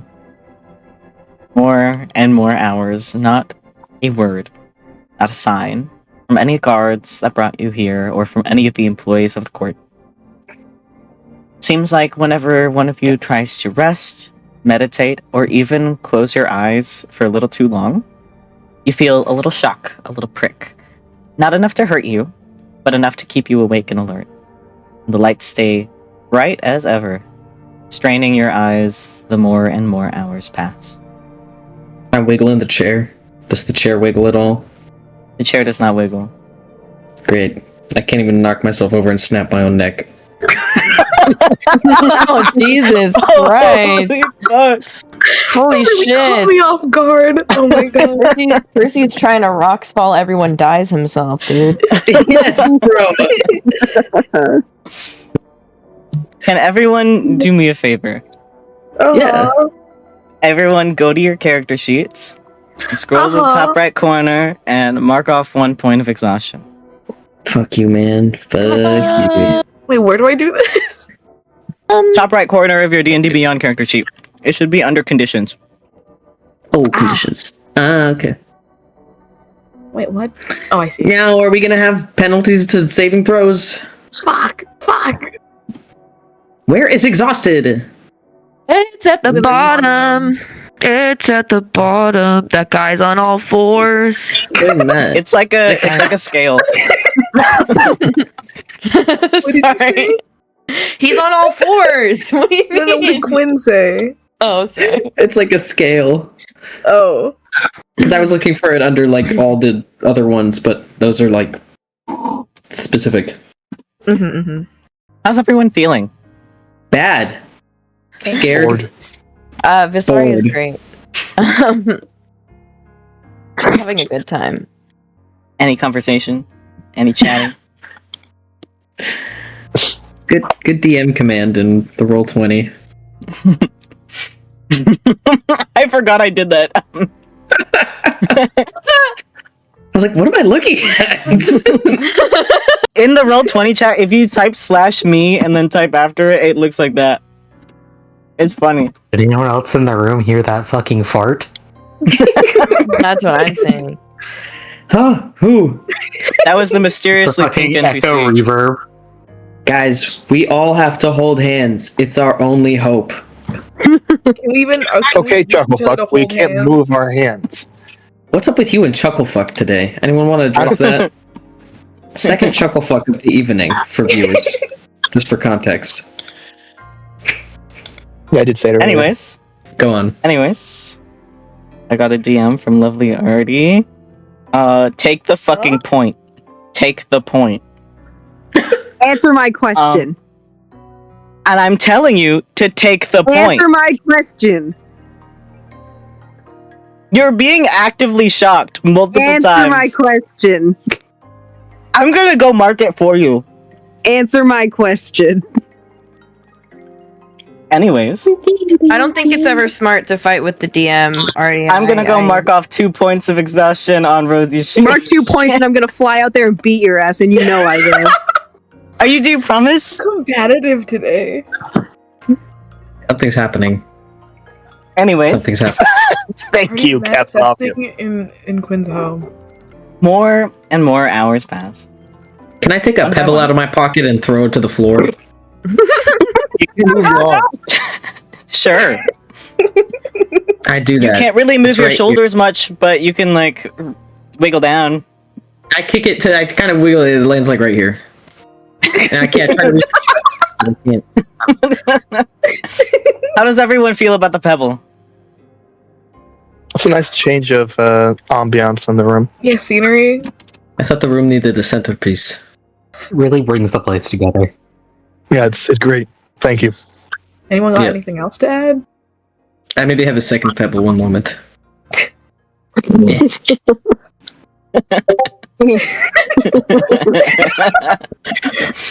Hold on, let me see. Let me roll to see if they're laughing at this. No. The guards are laughing at us. Nothing is funny right now. This is not super in character, but I kind of want to do it anyways.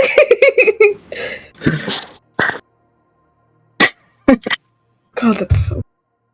By now, all of you, regardless of your rolls, have lost track of time. I need everyone to take a second point of exhaustion. Yeah. They're gonna kill us! What are we supposed to do? What if this ends up being a puzzle and we all just die? How have we taken 2 points of exhaustion? How long No. have we been I trust here? Ezekiel. Ezekiel said this was our waiting room. It was Ezekiel, right? Yeah, and Well- time is passing while you're in the waiting room, Artie. Time is passing. So, 2 did you points not of hear my exhaustion of question? time. Did you not hear my words? 2 points of exhaustion Yeah. of time have been passed. How much is 2 points of exhaustion at a time? It's like 2 days, basically. We've been awake for close We to didn't even get this 36 exhausted in the hours. wood. They're doing torture on us. That's why I said they were gonna do torture on us No, the yeah. second we sat down in this blank fucking empty Oh, room yup. with chairs we couldn't move in. We're getting fucking. Okay, I think Awkward Vysaria is orange. gonna speak. She's gonna say, Ezekiel, why are we still in here? I don't know. I've never been here. I'm just as confused as the rest of you. I just know that people call the white rooms the waiting rooms. How long do I you wonder wait? why. It's because all we do is wait. I don't know. Again, I've never really been in these rooms. I've just Rosie, do you taken know anything? people to them. Rosie is reading her document. 1 second, please. And the room is just completely white, and there's nothing else in it. Just White the bright ceiling. lights and these they have white bright like magical lights, and then like the little weird like translucent pearls in the corners. That's it. So there's nothing to perceive besides that. Yeah. Okay.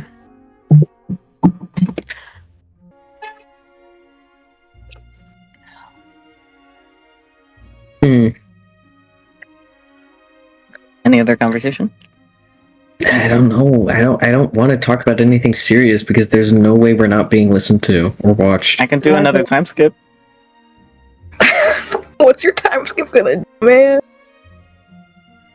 The time skip is drumroll. Wait for it. Another level of exhaustion.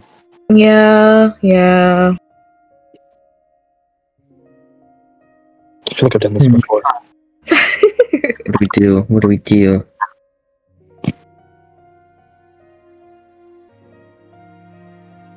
This sucks. What do we do?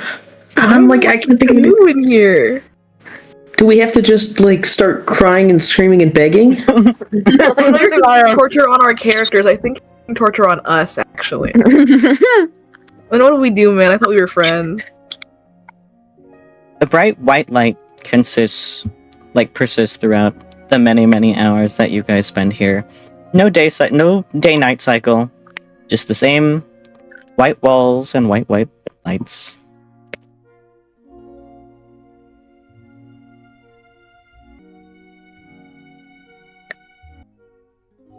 Everyone take another point of exhaustion. Yeah. No!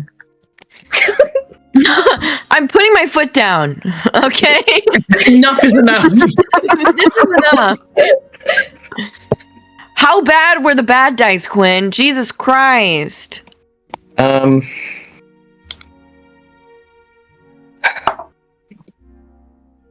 You could just kill us if the plan is to slowly exhaust us to death. It'd be faster to kill it. They're not going to kill you. He rolls his eyes because he doesn't have a filter anymore. Rosie is going to slowly turn when he says this. Yes, they would. He doesn't believe it at all. Lorelai feels fear, actually. Insight check though. Does Rosie mean that? Time. That's a big 6. Never mind. No insight check. Seems like she Let me needs roll it. my dice. Hey, never mind, actually. Crit one. I'm spamming the Donkey Kong fail emoji from fucking Mario Party. Pretty sure I have disadvantage on that. I got 7.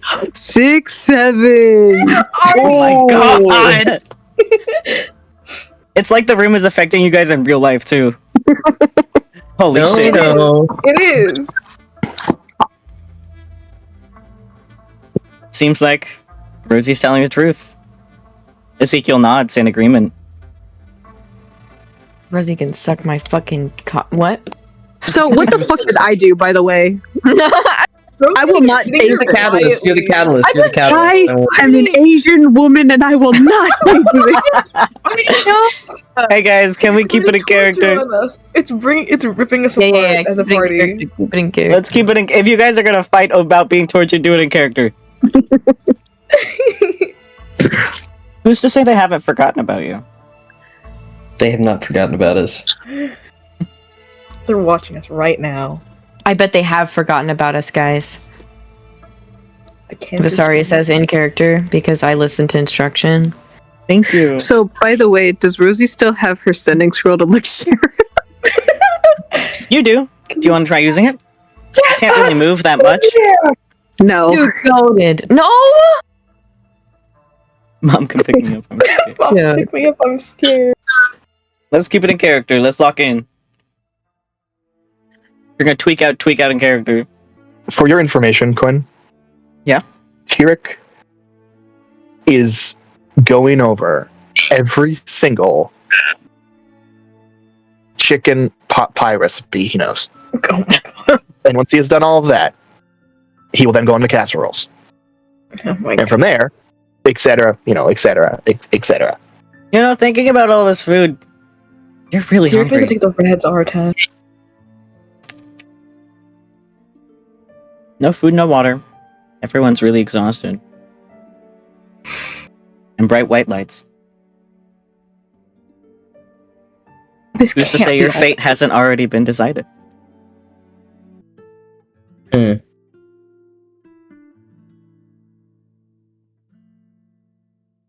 What do Hello? they need from us? What do they want from us? They want us to talk? About what? We were shipped here for 2 weeks and thrown in this room. No direction, nothing.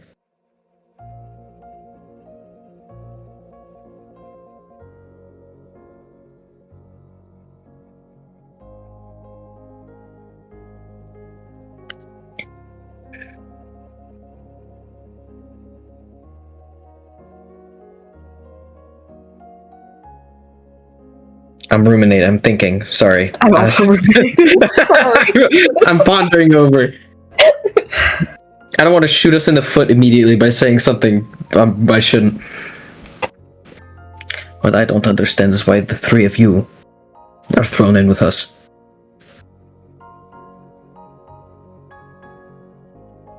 We got involved with druid stuff. Sure. Seems pretty obvious. But you're Frank the doesn't. in-group. We're all at exhaustion level 3, right? 3. Yeah, okay. Not yet.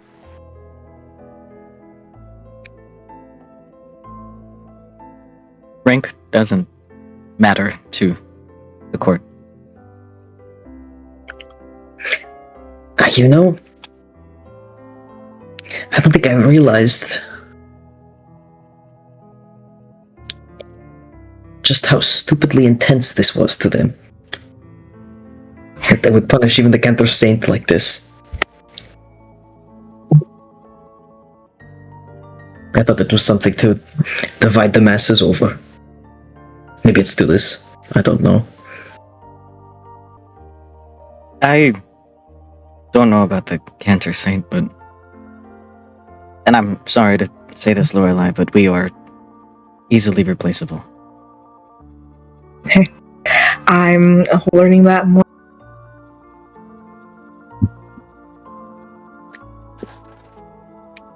And yet, she's here with us at this point.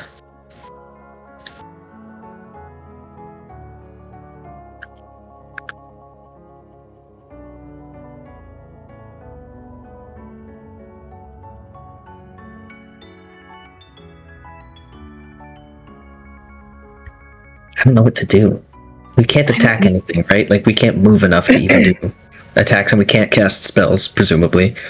Well, I don't really cast spells, but it's kind of a magic effect. My double. I also don't want to say anything because I'm scared.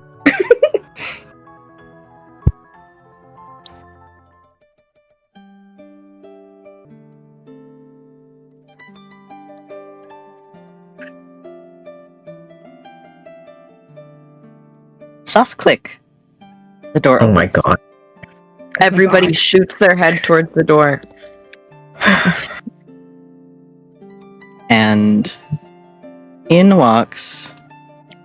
Hold on, while I'm pulling her up.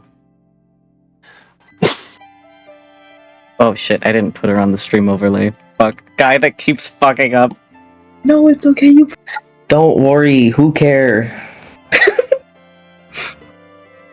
In walks this, like, kind of short, lean, albino satyr woman with these upwards pointing, sharpened horns and curly white hair tied back into a very neat bun. And it's tied back in a very neat bun with this very elaborate golden hair stick piercing through it, with these long, droopy goat ears, with two thick face-framing pieces of hair, as she's dressed in mostly plain, though obviously religious and probably even high-ranking attire based on the details of her outfit, and the long loincloth that hangs from her corset. And the last notable detail being a little sheathed rapier with a golden swirling handle with small religious symbolism sitting on her hip. And she motions to the pink tiefling, and she stands. The satyr calls her name, and she's escorted outside for questioning. You guys are alone with -1 person now. Wait, who did they take out? I heard pink tiefling. Oh, It's yeah, Cersei. yeah. I forgot. I'm gonna be real. It's okay. I'm not gonna lie, I was just accepting it. I was like, damn, I guess there's another person I forgot about. The person who shall not be named. Yes. Anyways, sorry. That was genuine, my bad. Whoops. Someone got pulled for questioning. Uh-oh. I guess it is the waiting room after all. All these things are happening. They could at least have left tea and coffee. That would defeat the purpose, no. Point. Yeah.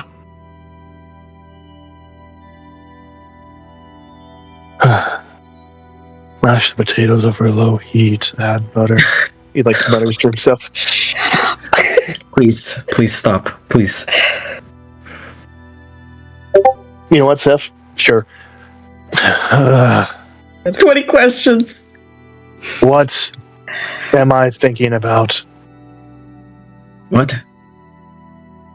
You have 20 guesses. What am I thinking about? Can Rosie... Who's dear Tyric again? Artemi. Don't forget the 2 pebbles.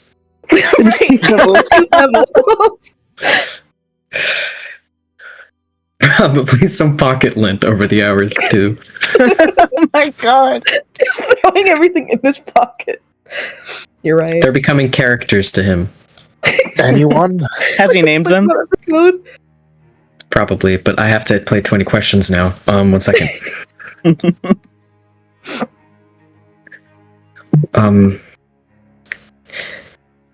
Is it a living thing? Nope. Food? Nope. A place?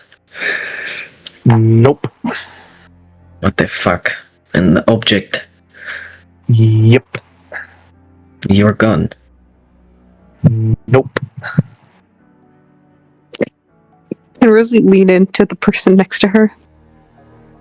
Who's next to her? Lorelai. Lorelai only. Yeah. She's gonna gently place her hand on Lorelai's arm. Yes. If he says his Sudoku book, please hit him. I don't think Lorelai's able to hit him right now. I could if I could. Is it a small object? Yep. Is it an object?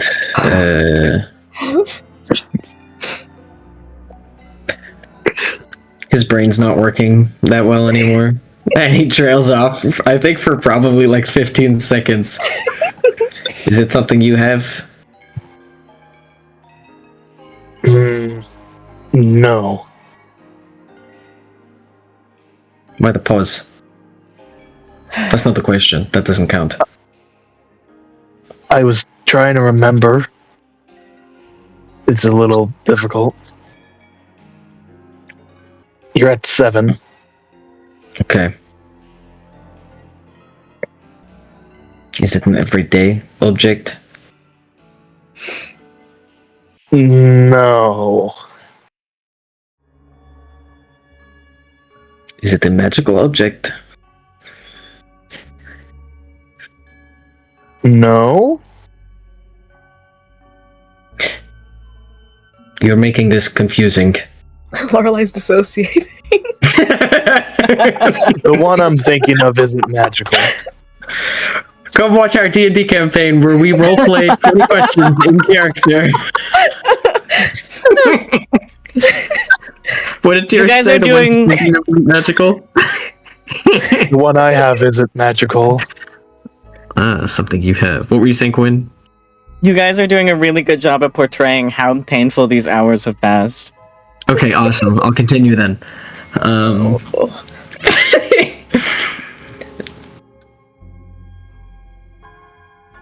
One he has. Is it a sword? No. I don't know why you scoffed like that. I thought that was a reasonable question. Fair. What do you have? Armor? I don't know. Is it something you wear? No. Oh god. How many questions was that? 11. 11, I think. Shit. I think Seth is keeping track. Not something you wear. Was it or was it not an everyday object? No. No. No. Okay. No. That's 12. No, that was a rehashing of one I already. Whatever. It's 12.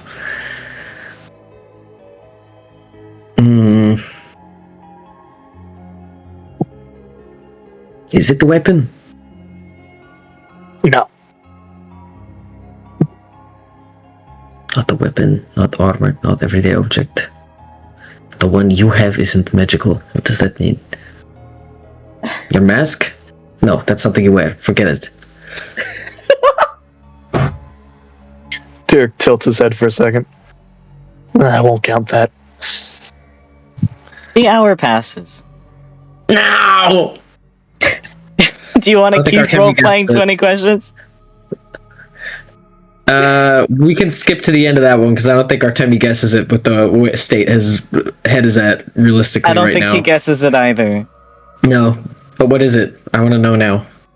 After door the 20 clicks question, open. Tyric chuckles a little bit. Dice. Fuck you.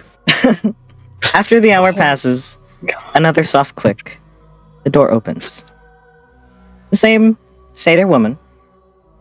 And she motions to Tyric. Your turn. And Finally. suddenly, you feel the relief of being not glued to a chair, as well as the thousands and thousands of pins and needles that take up your limbs. Tyric stands, wobbles, like touches his toes, wraps his hands around the bottom of his boot, stretches all the way out. Constitution saving throw! Ugh, that's to my doom. Please come with me. And she steps aside and motions outside the door. He follows. Actually, I'll just do it myself. Oh. Goodbye, everyone. I'm so No! Artemi gets noticeably more scared as Oh, he leaves. we're getting deafened. This is lame. What? Bye, Tyric doesn't everybody. die forever. Everyone except for Tyric has been server deafened. Anyways, you are escorted outside, and she swiftly closes the door behind you with a soft click.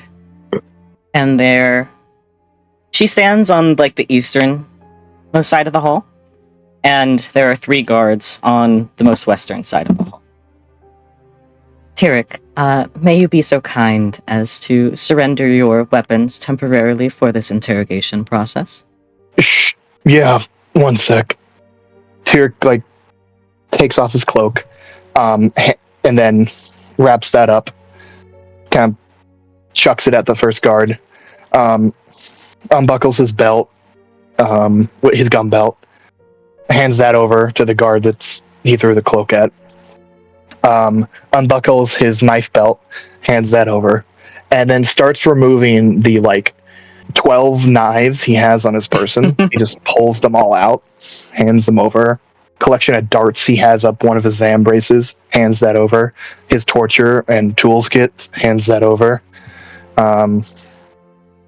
He goes down to the bottom of his shoe, pulls at the sole, pops it off. He has a little thieves tool set inside, takes all that out, hands it over, puts the sole back on. And he just a bunch of more miscellaneous stuff, hands it all over.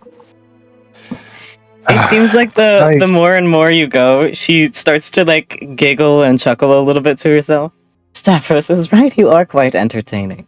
Is that all? I hope you haven't been too mean to him. He'll be fine. Please, come with Good. me. Can I And she leave turns- this with them? And he gestures to his armor. Leave whatever you need. Peachy. It's rather stuffy. He takes his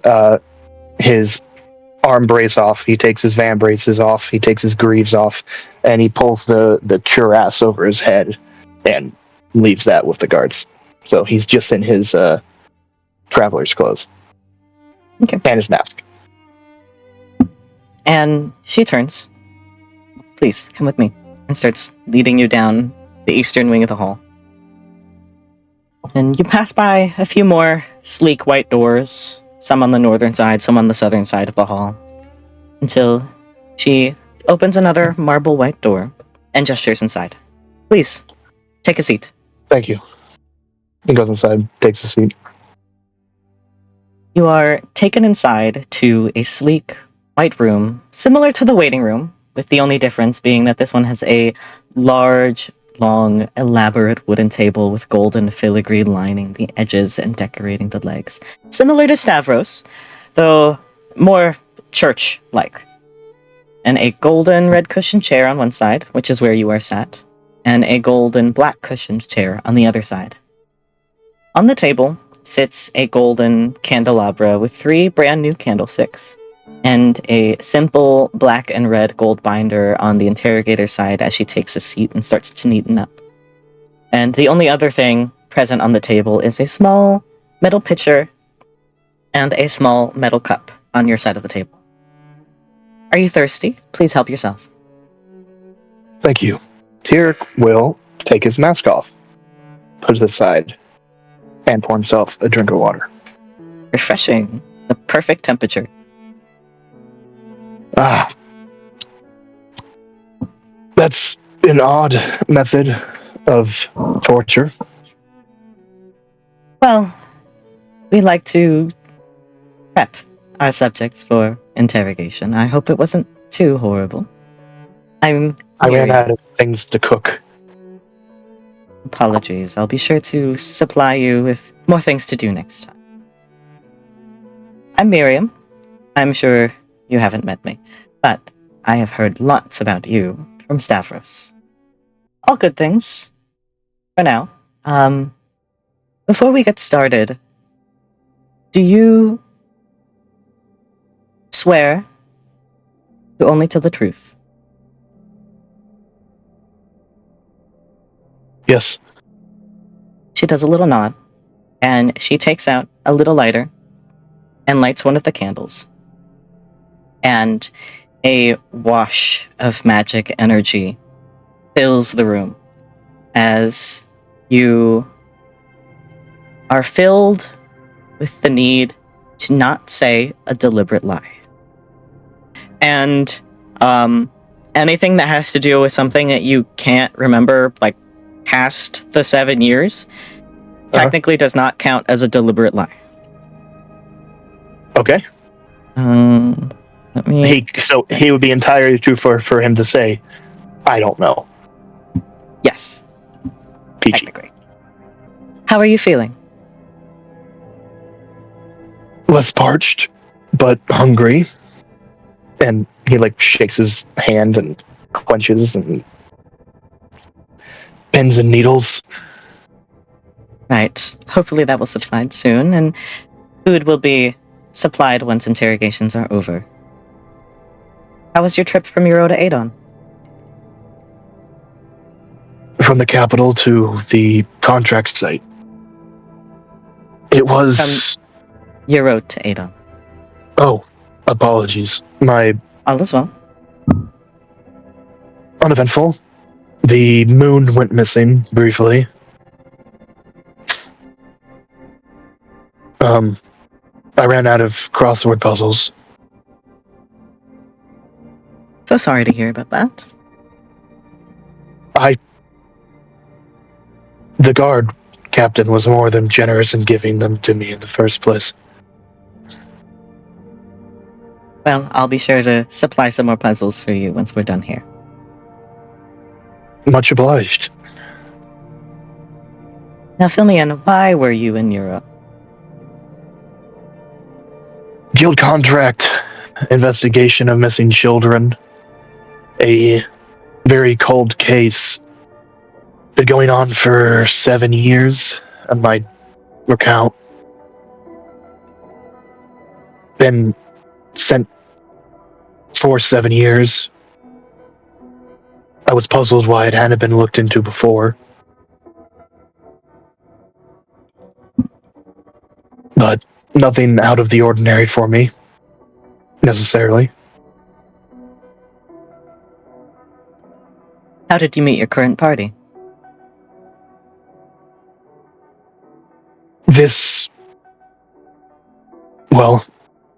I'm being truthful, so bear with me.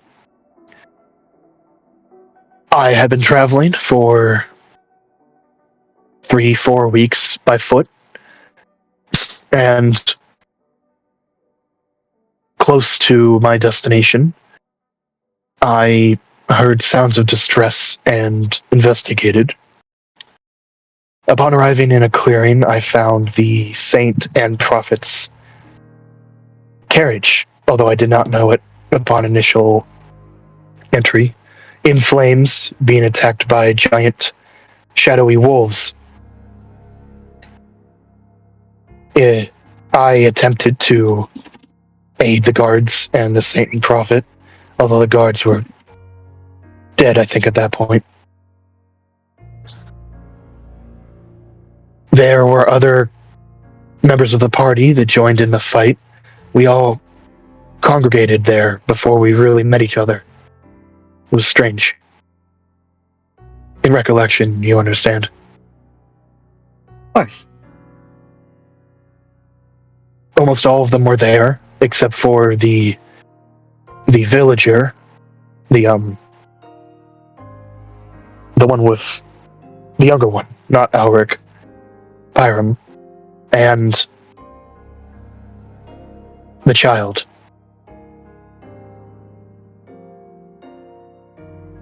We all assisted. I remember thinking at the time, he chuckles to himself. The guard Ezekiel made a rather poor showing. He rectified that later, but it was amusing on first encounter.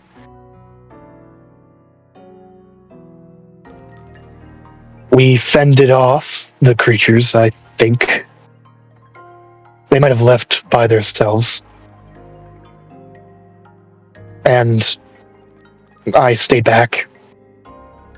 Didn't introduce myself. I didn't know any of these people. Didn't recognize the saint and prophet at the time. Made sure everything was fine. And I continued on my way. Not far out from that on the main trail, I found another carriage. I believe it was Ezekiel and Cersei's. The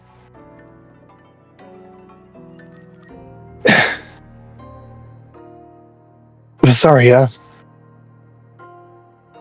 evidently someone who has lived in the woods for far too long, did not understand the value of property and was attempting to acquire a horse from the carriage. I dissuaded her of the notion and continued on my way. Made it to the city.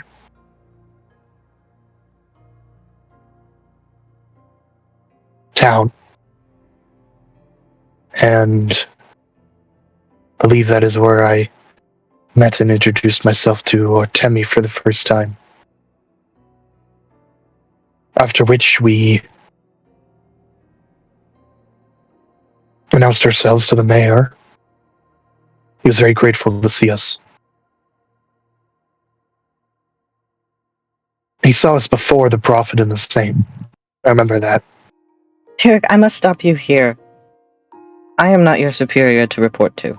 I am just here to ask you questions. Sorry.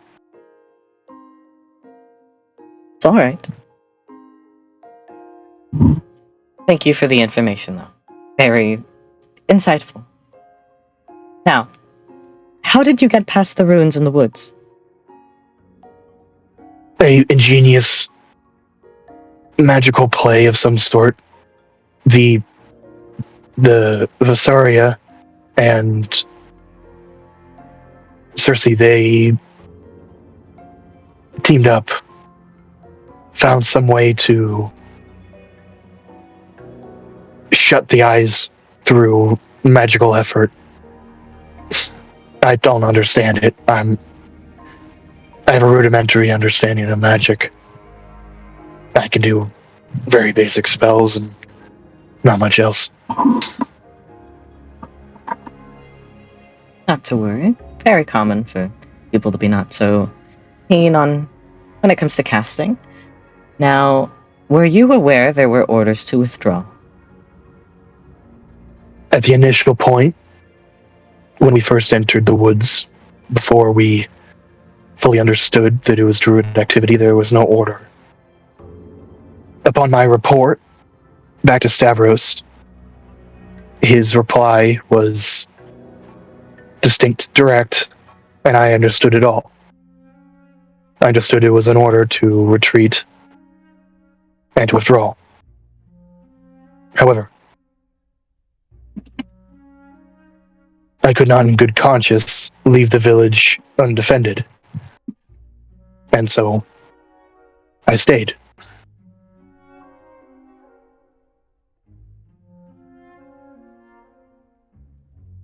Well, it seems it all worked out in the end.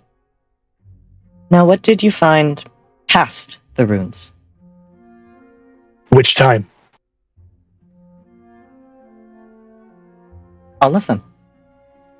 First encounter, we ran afoul of some defenses.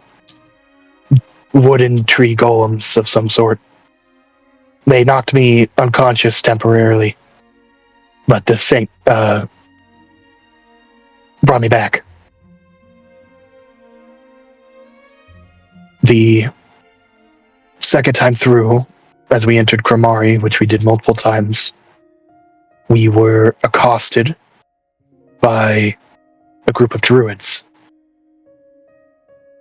The druids, they had familiars everywhere. Some sort of alarm system. Whenever we went in the woods, they seemed to know where we were. It didn't help them in the end.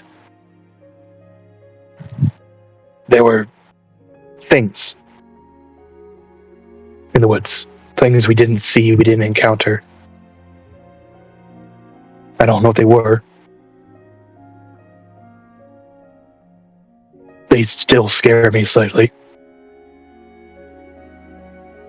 The druids took us to a cabin not far from the ruins of Kramari. I believe, with hindsight, this is where they kept the kidnapped children. They attempt to placate them, I think, there. There were children's books, play toys. It was a colorful, soft place. They attempted to placate us there, lure us into some form of negotiation. We were direct. We questioned them repeatedly on the location of the children. I did. It was the mission. They were unforthcoming. And, well,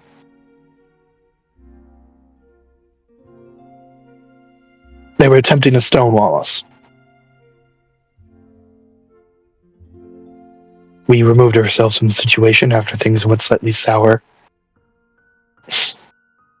And, well, spent weeks, I think. It's hard to remember. Time moved differently. I wasn't sure if it was day or night sometimes.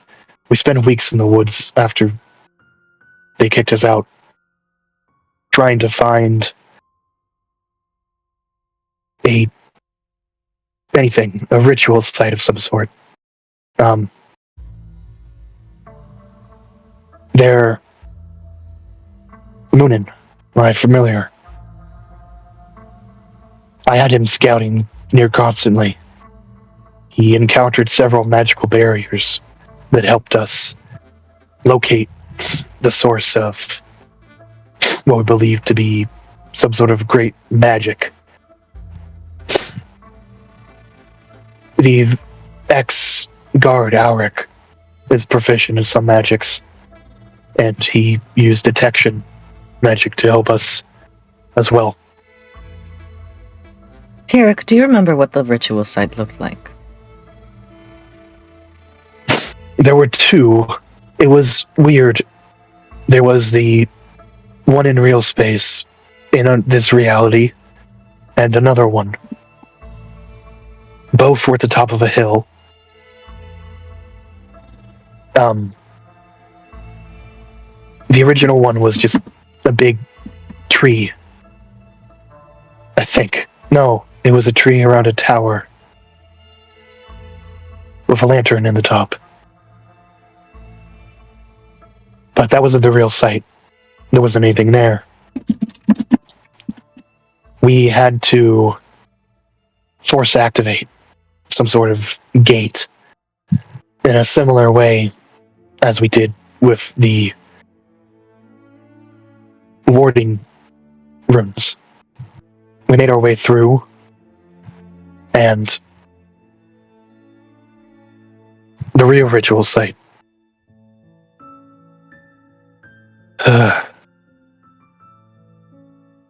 Now, remind me, Quinn, it was 8 pillars, right? It was 6 stacks of stone slates, all in a circle with a 7th one in the center. Each 7 with stacks of baskets. slate Mhm. with baskets in them. A druid for each slate arranged in a circle. In the center of the circle, there was a large slate altar. Another bundle with a chalice. The druids were attempting to do a ritual when we interceded upon them. No, that's wrong. Before that, we made it to the ritual site ahead of the ritual. A druid confronted us and told us to, pardon my French, fuck off. We did not do so and attempted to ruin the ritual site. It didn't work. The lantern was also in this reality, this site. I had Moonin retrieve it, and we attempted to destroy it. We were unable to. We attempted to ambush the druids when they went to the site, as we knew they had to. They ambushed us in turn, some sort of... It wasn't magic. It wasn't a charm. I don't know what it was. It put me to sleep. Magic can't usually put me to sleep.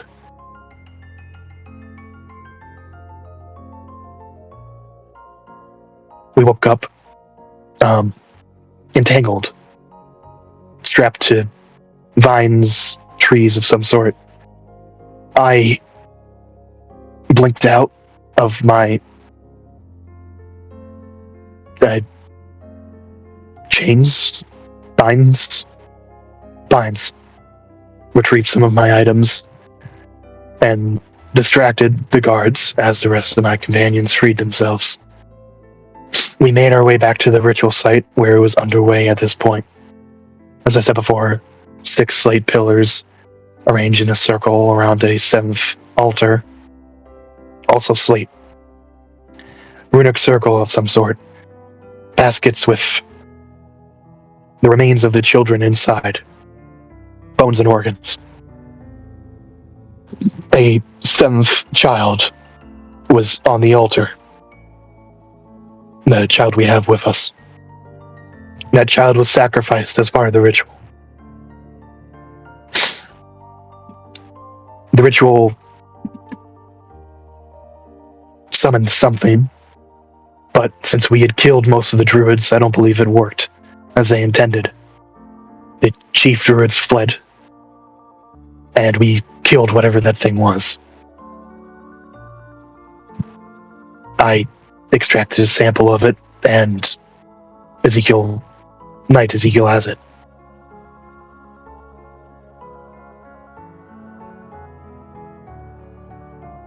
Be sure to ask him about it later. Now...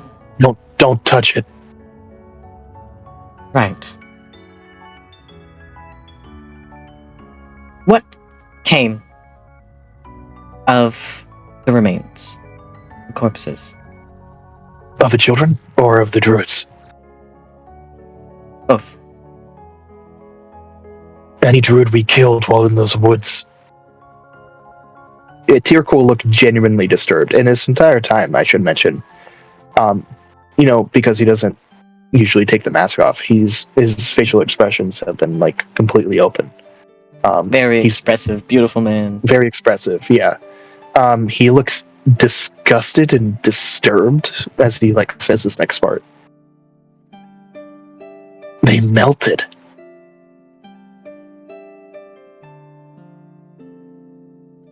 The druids melted into sludge.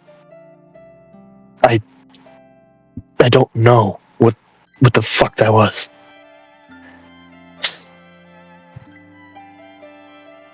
Did you take anything from the ritual site? Some silver, a few rings. I believe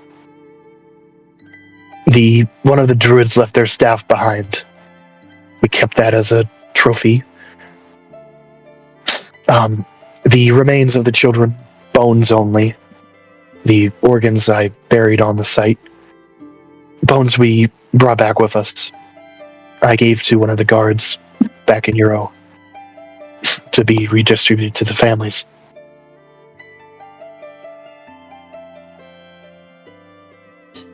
Thank you very much. And she snaps, and the candle is extinguished. Thank you very much. And she takes a seat, and you feel kind of like another wave of relief wash over you as soon as she stands up from her chair. And you feel a little bit looser than you did before. I don't think you really noticed it while you were talking, but it seems like this chair was also restraining you. Now, we have much nicer accommodations for you to wait in while we investigate the rest of the case. And food will be provided as well. Can I go home? As soon as we're done. I have to Shouldn't tend to take my too plans. It shouldn't take too long. Okay. He's just done at this point. Like, visibly, he's like shut off. There's no light behind his eyes at this point. Mm-hmm. She waits for you to put your mask back on, and she escorts you outside. And let me undeafen everyone. We get to hear again. Hello, every pony. Hi. Scared the shit out of me. Amongst your conversations and anxieties and tweaking out after Tyric has left, around another hour passes. Another soft click. And in walks the short satyr woman. And she motions at Artemi, who has this wave of relief and freedom of movement wash over him and thousands of pins and needles. Artemi. He nods shortly, She steps aside to motion you out the door. Great. I think he's deathly quiet as he gets up and sort of endures the pinpricks. Probably wobbles a little. I mean, you can't not. Follows her through. And as she steps you outside into the hallway, Damn it!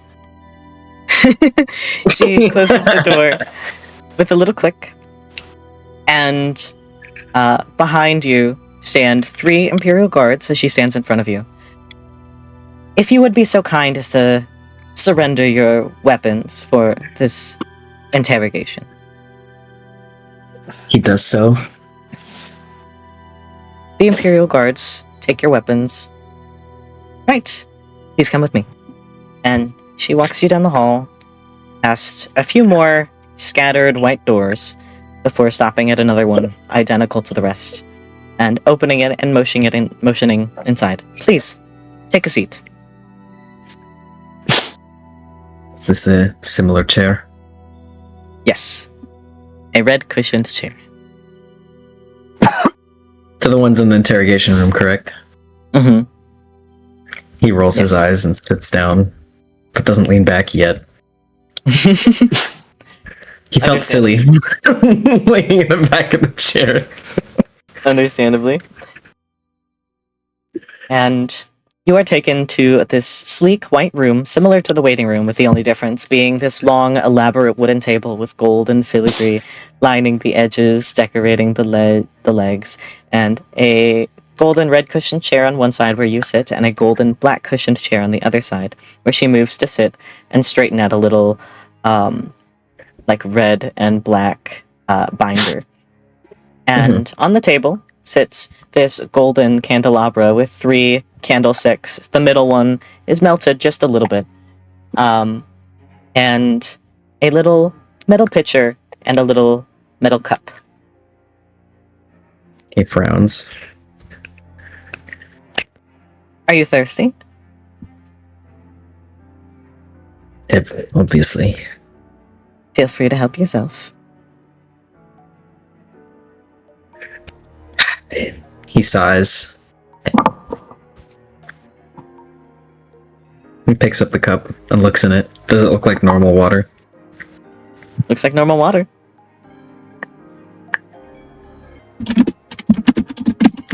Can I do an insight check on her? Yeah, you can.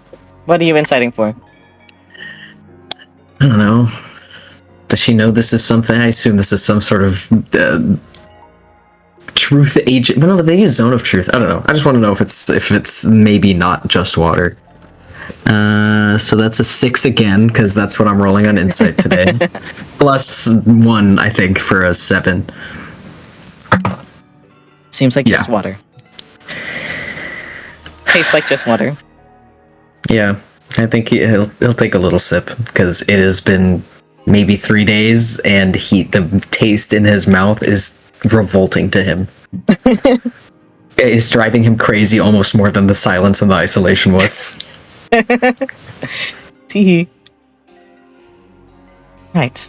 Pleasure to meet you. I am Miriam, and now I must ask, do you swear to tell the truth, the whole truth, and only the truth? Sure. Thank you. And she takes out a little lighter, and she lights the middle candle, and you get this wash of magic energy and the feeling of the need that you can't tell a deliberate lie. Okay. How are you feeling?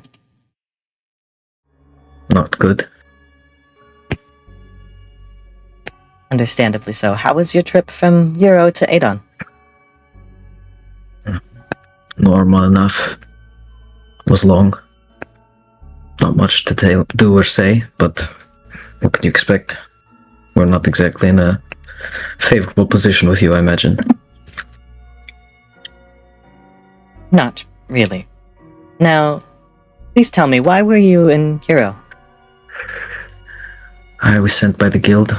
We were investigating a missing persons case.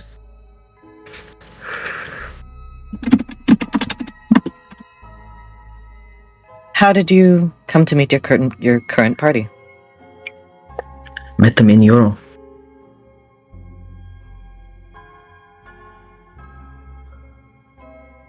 How did you get past the ruins in the woods? It took us a while.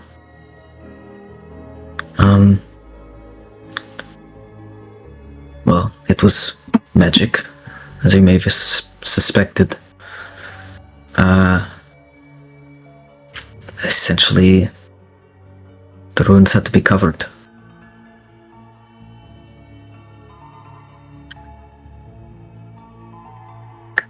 What did you find past the ruins? More forest.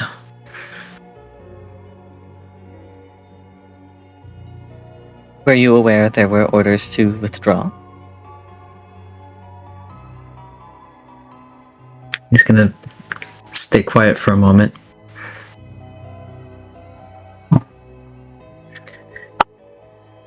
And sigh. I'd heard. Why did you disobey orders? I suppose I didn't understand the severity of the situation.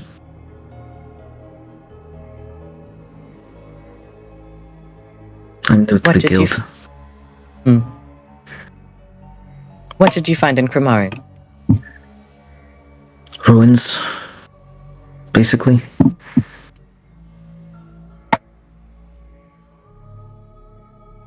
How did you come to find the ritual site?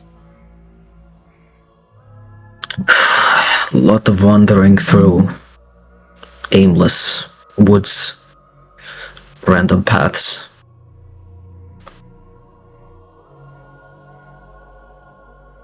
A lot of dumb luck, honestly. Do you remember what the ritual site looked like? It was a clearing. There were... Do I remember the layout of what it was? It was like rocks and then the big tree, right? That's above table. Rocks, big tree, 6 stacks of, or 6 altars pretty much, and a 7th one in the center.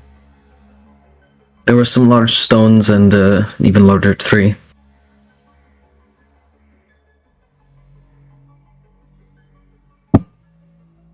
Can you describe what the ritual site looked like? Hmm.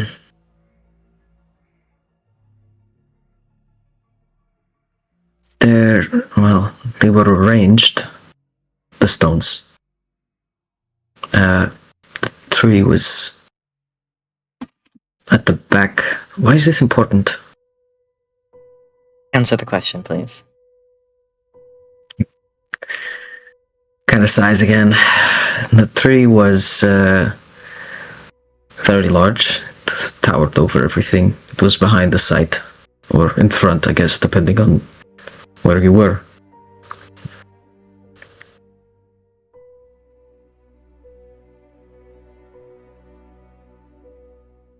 What happened when you fought the druids?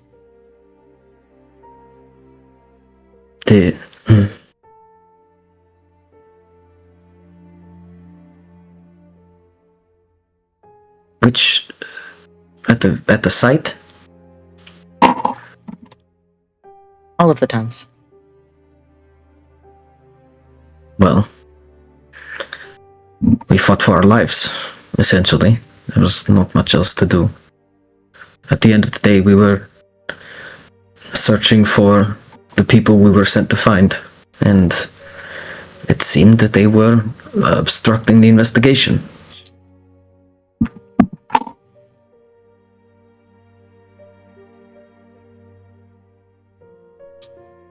Was the ritual successful? I don't know.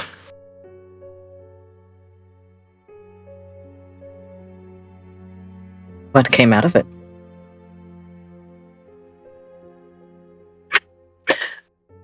Death, destruction. We fought. They died. We almost died.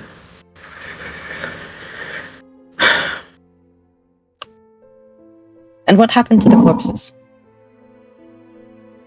The corpses. They were no more.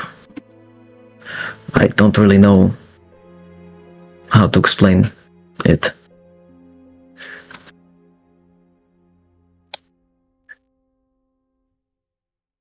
Did you take anything from the corpses? Did I take anything from the corpses? There was gold, there was silver, there was the little wooden rings, and then miscellaneous weapons, daggers, bows, clothes. Anything of that Artemi would have taken. He reaches out of his pouch and shows a couple silvers that he collected from the bodies. She gives a little nod. Did you take anything from the ritual site?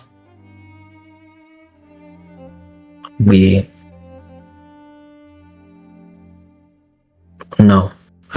Did I? Hold on, sorry. I was trying to remember. I don't think I took anything specifically from the ritual site. I mean, there were the druid remains that you guys picked up, which was the silver and stuff. But yeah, I don't think there's anything else specific from the ritual site that Artemi took. No, yeah. I'm not gonna say more than I need to, so he'll just sort of rustle the coin pouch again after he puts the silvers back in.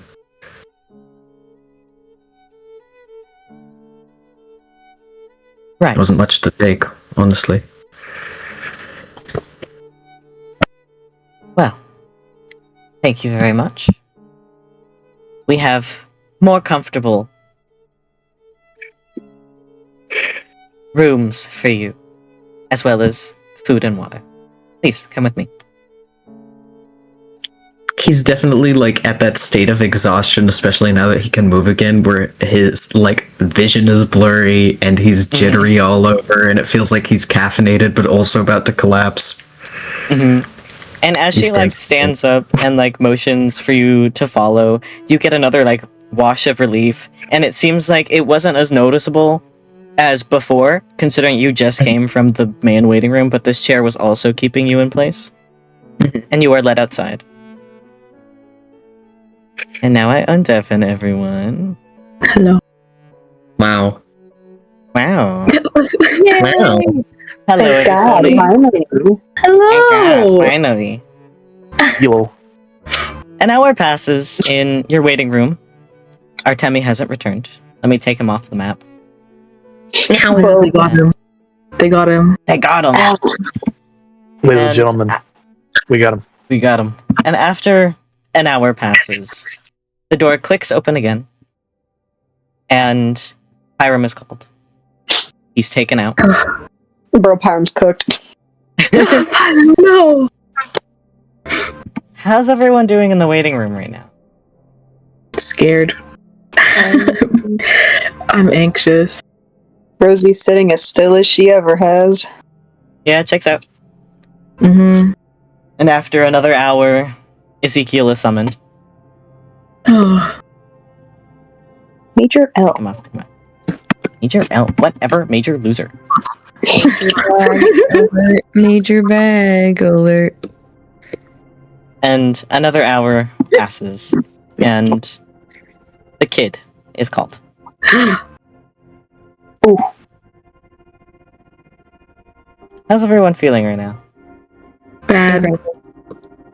Not so good. Get prepared to feel worse because the door opens again and Lorelai, your name is called. Oh. Okay. At this rate, I'm gonna be last. So And I You're not don't- last, don't worry about it. Oh God. It's gonna be Rosie. Rosie's gonna be last. Yeah. That's my thought also. Now, why would they do that? Why would they I make hope Rosie? you're having fun, or you have fun, whatever. Lorelai, Mm-hmm. you are escorted outside. Mhm. And as you are led out into the hall, the satyr stops after she closes the door behind you guys. There are 3 Imperial guards standing behind you, and she asks, Lorelai, may I please ask you to surrender your weapons for this upcoming interrogation? I think she does it without question. Hands her weapons over, all of them.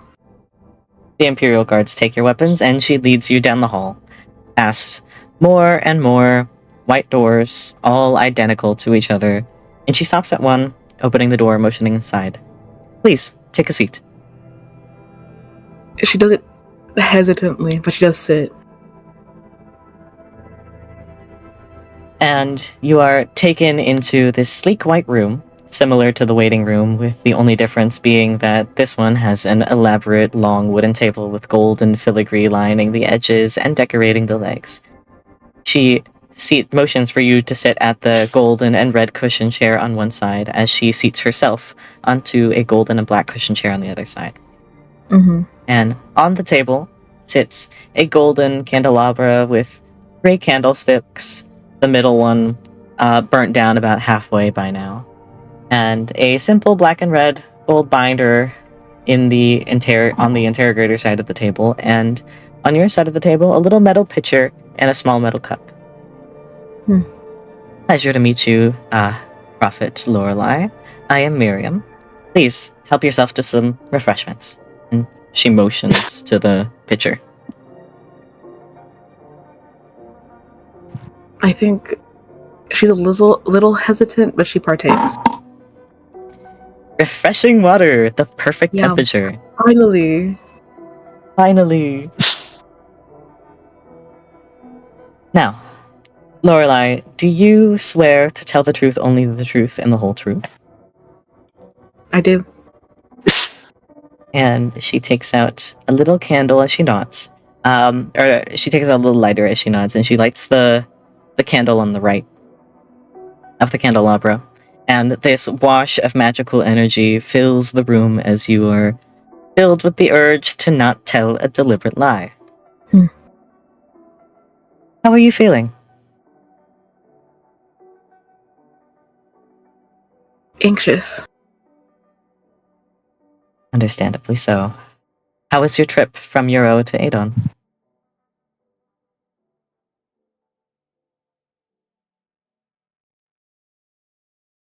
It was fine. Strange, but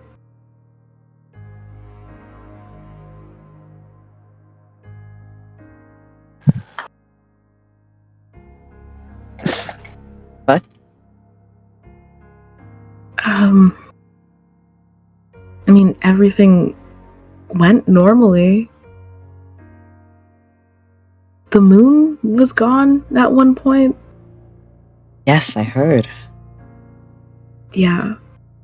It's weird, but other than that, as normal as a trip could go. Thank you. Now, why were you in Euro? I was sent on a mission, establish a church. How did you come to meet your current party?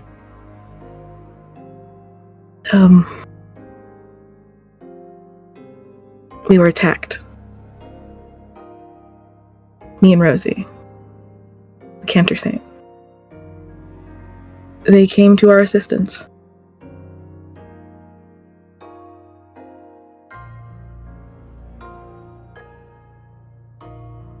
How did you all get past the runes?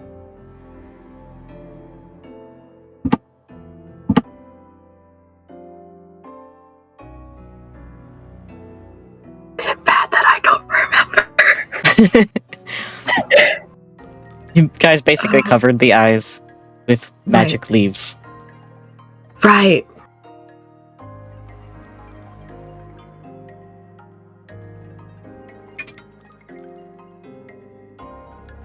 One of the others figured it out. I was just following along.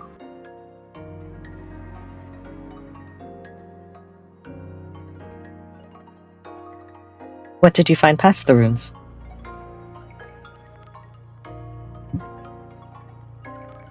Oh, this is so bad. I don't remember what we did. I'm like stressed. You found Kramari. Yeah. More woods, druids. Mm. You guys were held in that house for a little bit by the druids and Kramari. Right. Okay, yeah. God, it's been so long. Ruins. More woods.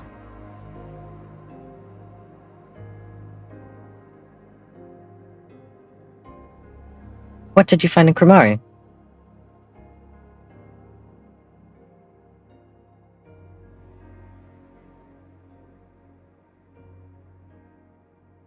I didn't say we went to Kramari.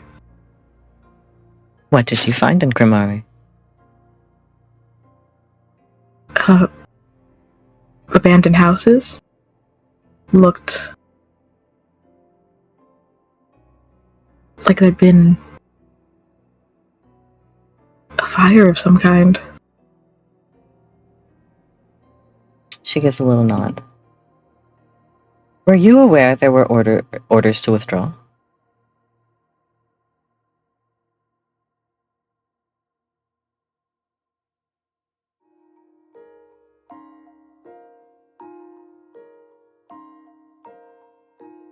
For me personally?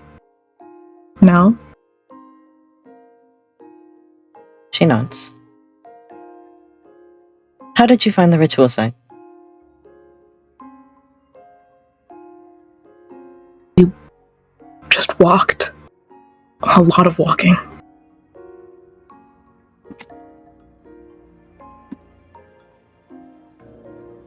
You remember what it looked like, and if so, could you describe it to me?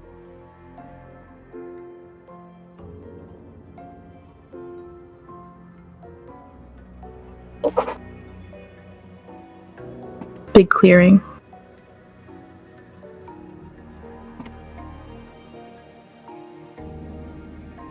Rocks in a circle.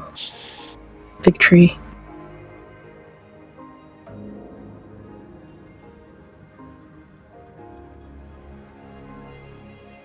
And what happened when you fought the druids?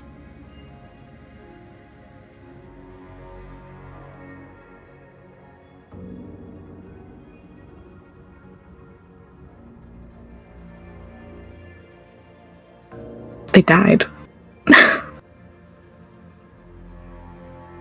Right. Well, was the ritual successful?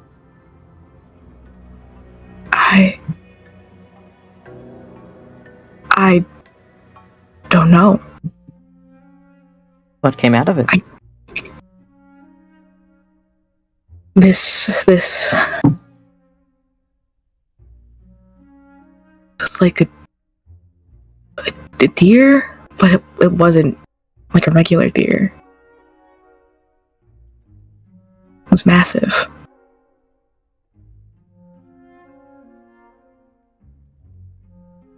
What happened afterwards?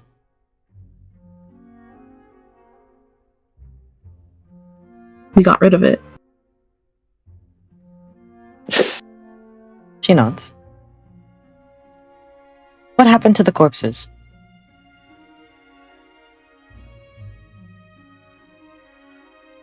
The corpses? Of the druids. And the deer. They were just gone.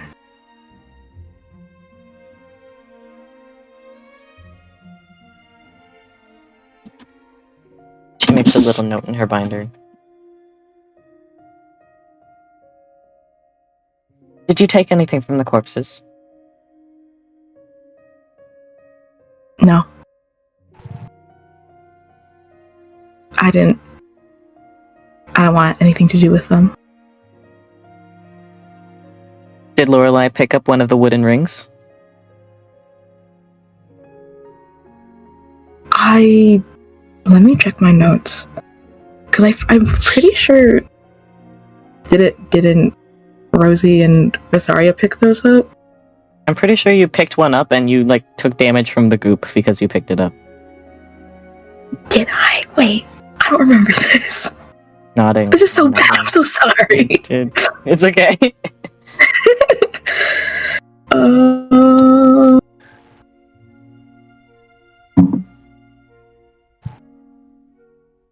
don't have it in my notes. Maybe I did, but I don't know. I have it in my notes. You picked up a wooden ring. Okay, then yes, I did. Sorry. All good. We can start over. Yeah. Yeah, just like a little wooden ring. Did you take anything from the ritual site? No. Right. That will be all. Thank you. And can I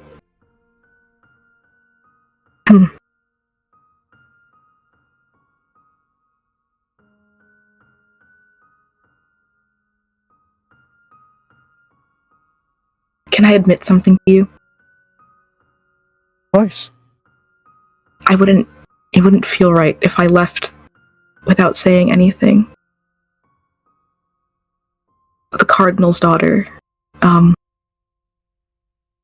saw her perform this magic. Necromancy. She opens her binder back up and writes something down.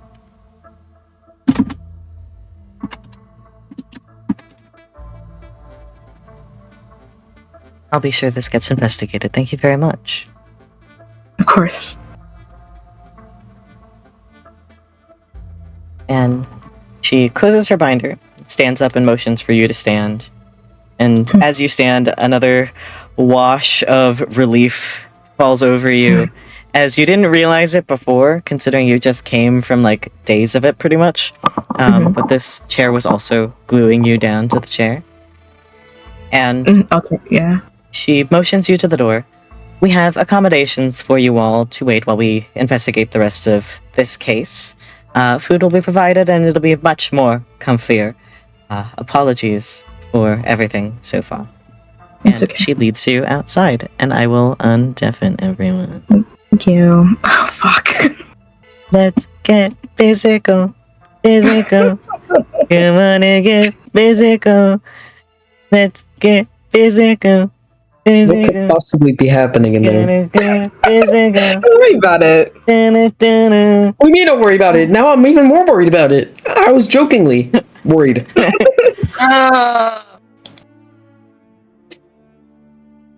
An hour passes in the waiting room without Lorelai coming back.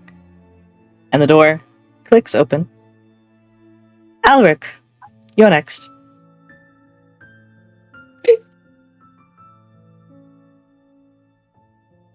and she motions for you to get up, and that wash of relief and pins and needles washes over you. This works out well because both me and Alaric are so tired. This is so sorry. We'll be done soon, I promise.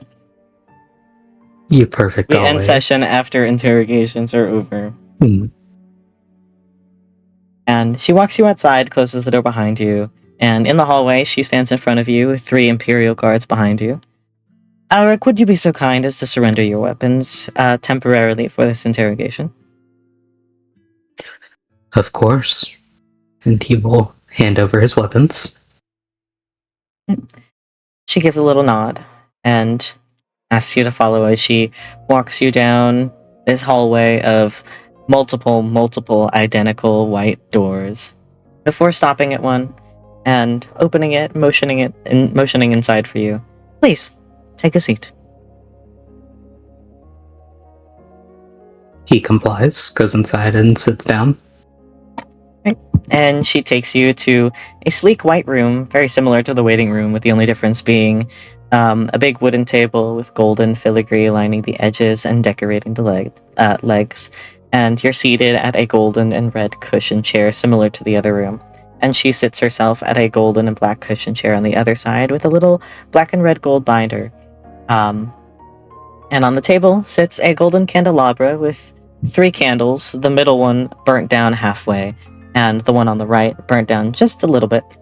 And a little metal pitcher and metal cup on your side. Please, help yourself to some refreshments. And she motions to the pitcher. I'm fine, thank you. Of course. Now, pleasure to meet you. I am Miriam. Now, do you swear to tell the truth, only the truth, and the whole truth? Of course, no reason to lie. Thank you. And she takes out a little lighter and lights the candle on the left.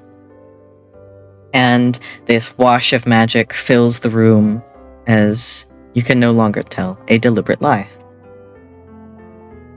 How are you feeling?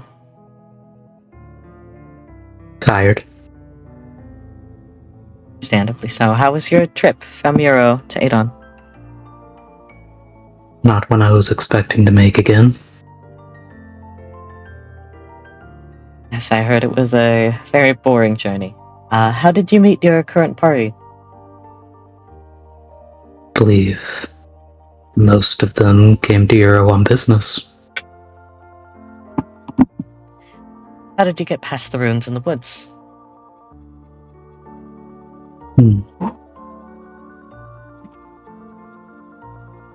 Believe one of our party shot it with magic.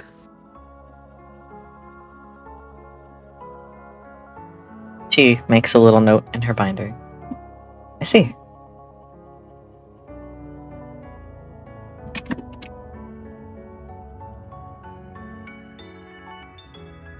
Now, what did you find past the ruins? Initially, nothing. Lots of fog. Came across the ruins of Kramari. Nothing much of note there.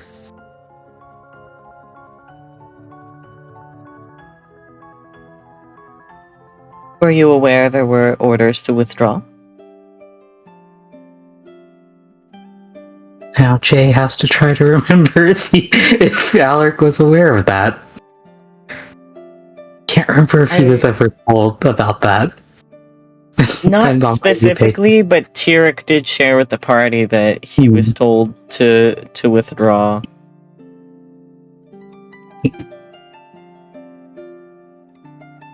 No, the guild members mentioned something about orders. Forgive me, my memory gets a bit spotty sometimes. Very well. Thank you, though. How did you find the ritual site? Lots of walking and searching. felt rather fruitless, and eventually we came across it. Do you remember what it looked like? And if so, could you describe it to me? Large tree, circle of stones. That's about it. It wasn't terribly complicated. She gives a little nod. Writes another thing down. What happened when you fought the druids? I'm afraid I can't answer that. I wasn't present when they fought.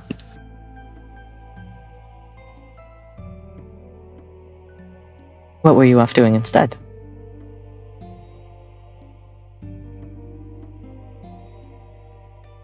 You know I assume you know, I've already had several experiences in Kramari and the surrounding areas.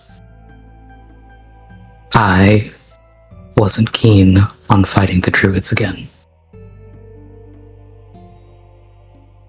She gives a little nod.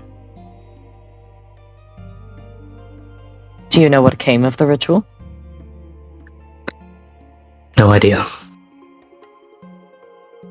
Do you know what happened to the corpses?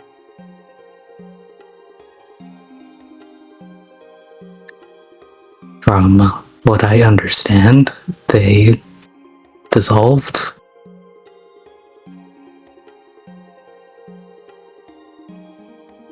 Let's see. Are you aware of anyone taking anything from the corpses? Not that I know of. She nods, writes something down. Are you aware of anyone taking anything from the ritual site? Once again, I wasn't there. I can't say. She gives a little nod, closes up her binder. Very well, thank you very much. She stands up and motions for you to stand, and another, wash of relief washes over you.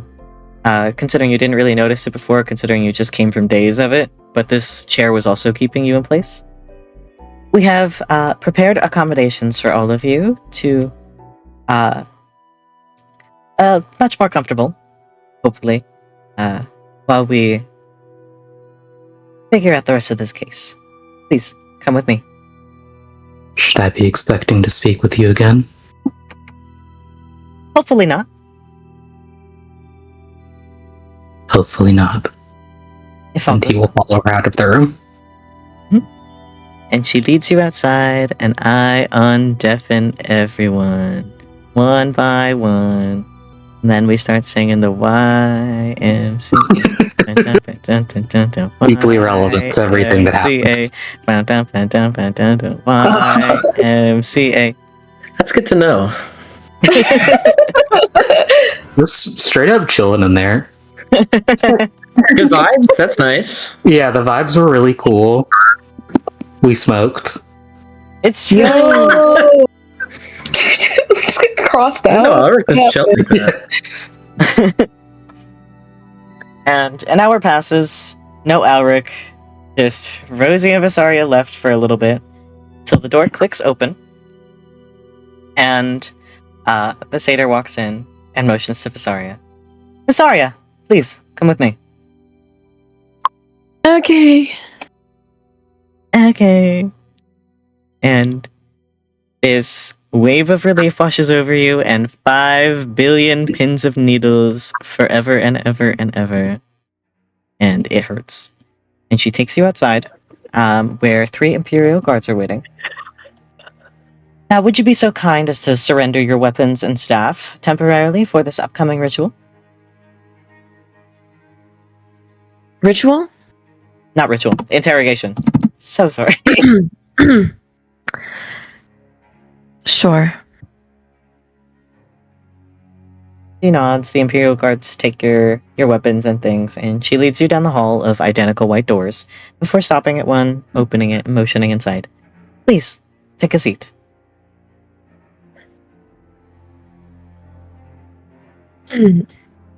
Okay. And you step into this sleek white room. Very similar to the waiting room, with the only difference being that this one has a big wooden table with golden filigree decorating it, and a golden red cushion chair on one side, similar to the waiting room ones, and a gold and black cushion chair on the other side, where she sits and sets up her little stationary setup of a black and red gold binder. And on the table, there is this tall golden candelabra with 3 candles. It seems like the 2 on the right have been burned a little bit more than the ones on the left. And on your side of the table is a little metal pitcher and a little metal cup. Please, help yourself to some refreshments. I'm Miriam. It is a pleasure to meet you. Nice to meet you. You drink some water? No. Right. Do you swear to tell the truth, only the truth, and the whole truth? I swear. She nods, and she takes out a little decorated golden lighter and lights the candle on the left. And this wave of magic energy fills the room as you feel the need to not tell a deliberate lie. How are you feeling? Fine. How was your trip from Euro to Adon? Long. Why were you in Euro?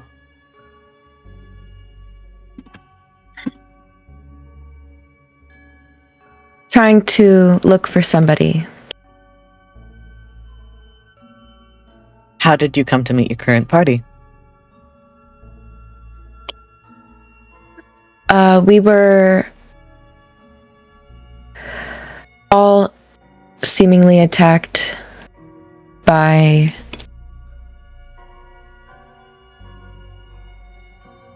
giant dogs. She nods. She writes something down. How did you get past the magic runes?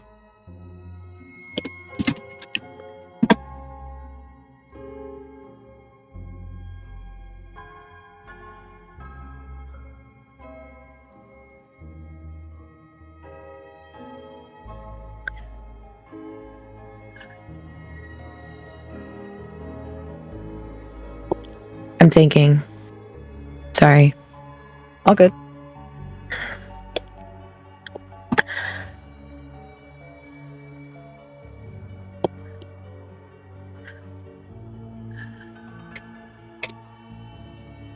By figuring out how to get past them. She raises an eyebrow. Very well. What did you find past the runes?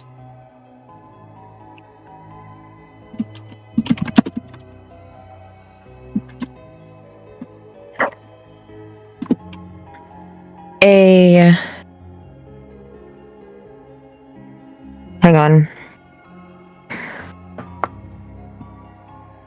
The town of Kramari in ruins.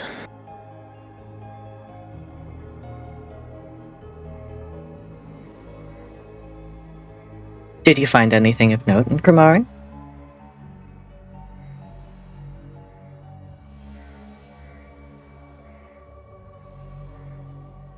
Rubble. Burnt buildings.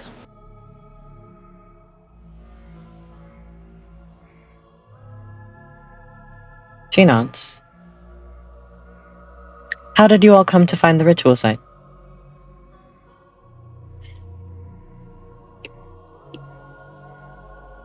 By looking for it.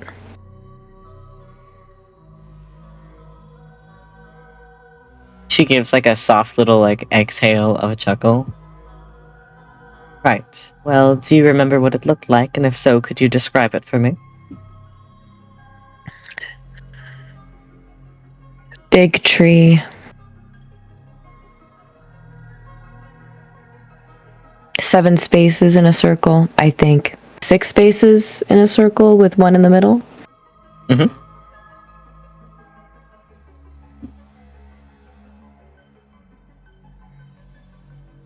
What happened when you fought the druids?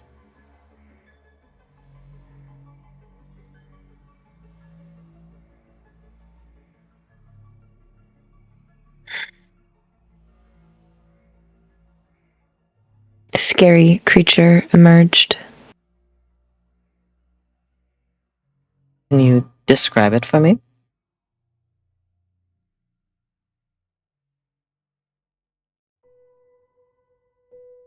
Giant deer with 7 heads. She nods.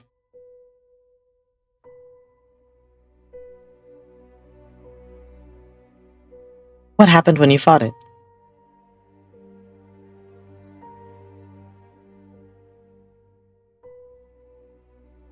I need you to bear with me, okay?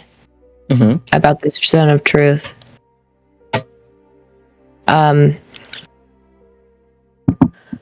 I don't remember.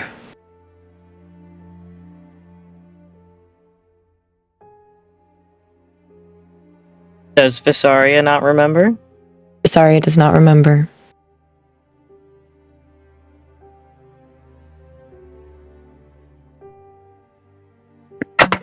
Okay. Do you know what happened to the corpses?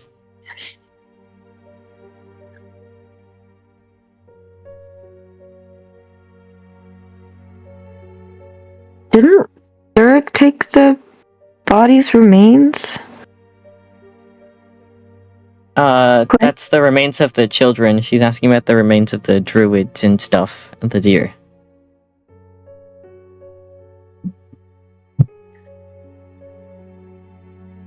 I don't know.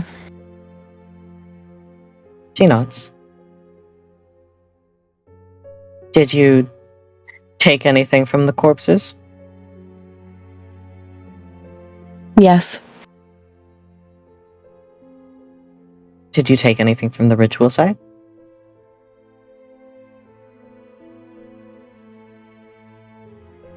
Yes?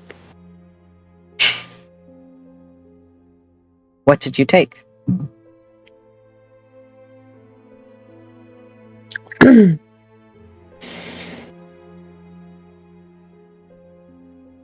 From the bodies, things deemed useful.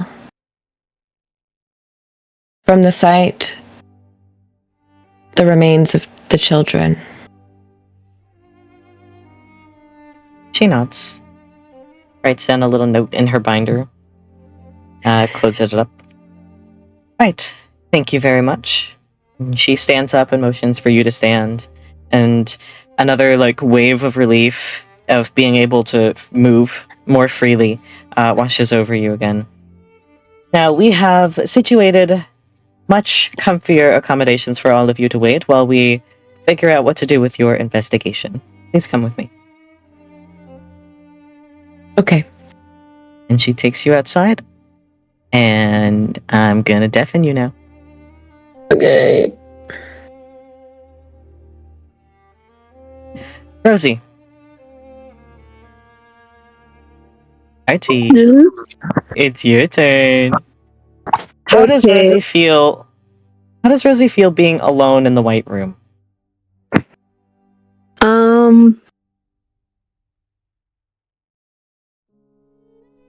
She's had worse. Fair enough. An hour passes of being alone in the weird White Room, and the door clicks and it opens. And Miriam walks in. Miss Rose, it's your turn.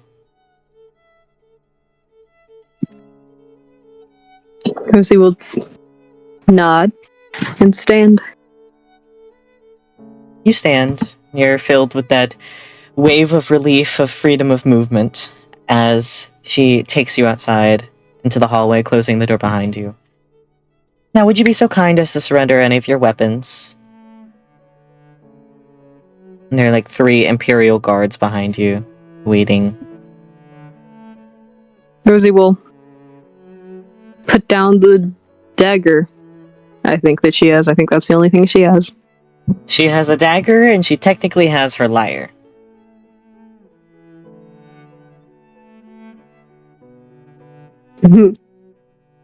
She's going to take out her lyre, sort of smile at Miriam, and then put down the lyre as well. She nods. Thank you. Now, please come with me. And she leads you down this sleek white hallway with identical white doors on either side before stopping at one, opening the door, and motioning aside. Please, take a seat. Well, you will sit. You will sit. And inside is a sleek white room, similar to the waiting room, with the only difference being that this one has a long, elaborate wooden table with golden filigree lining the edges and decorating the legs, and a golden red cushioned chair where you are motioned to sit, and a golden black cushioned chair on the other side where she takes a seat and straightens out a black, red, and gold binder. And on the table sits a golden candelabra with 3 candles, all significantly burnt by now, and a little metal pitcher and a small metal cup. Pleasure to finally meet you, formally. I wish It's the a pleasure. circumstances were a little different. It's a pleasure to meet you too. She nods. Now, I'm going to assume the answer is no, but are you thirsty at all? Would you like some refreshments? No, I can't say that I am. She nods. Do you swear to tell the truth, only the truth, and the whole truth? Of course. She nods, and she takes out a little golden lighter and lights the right candle. And this wave of magic fills the room, and you can no longer tell a deliberate lie. How are you feeling? Well, not so great after all of that time in your waiting room. I know, dreadfully sorry about that. Just preparations that we must do before any interrogations that are done down here. Surely you can understand. Of course I can. Now, how was your trip from Euro to Adon? Boring. Fair enough. Why were you in Euro? Well, Miss Lectura instructed me to try and get those townspeople of Euro to let us build a church. She nods. How did you come to meet your current party? There were some random people around the town of Euro. I met all of them not at the same time, but over time. She nods. How did you all get past the ruins in the woods? The runes. Well, we had some difficulties. Honestly, I don't particularly understand all of the intricacies of how those horrible druids in the woods did their magic with all of those illusions and weird time-bending things. But ultimately, one of our party members was able to circumvent it with magic. She nods, makes a little note. What did you find past the ruins? Well, we found some horrible druids, I assume, where they lived.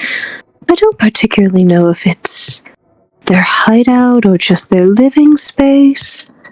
But regardless, that's where they were. She nods again. Did you find anything of note in Kremari? In Kremari? Well, the whole town was destroyed. That's to note, isn't it?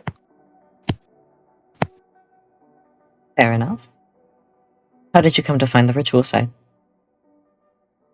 The ritual site. Well, we tailed some of those awful druids. She nods, makes a little note. Oops, I accidentally deleted that entire line. LOL. Were you aware there were orders to withdraw?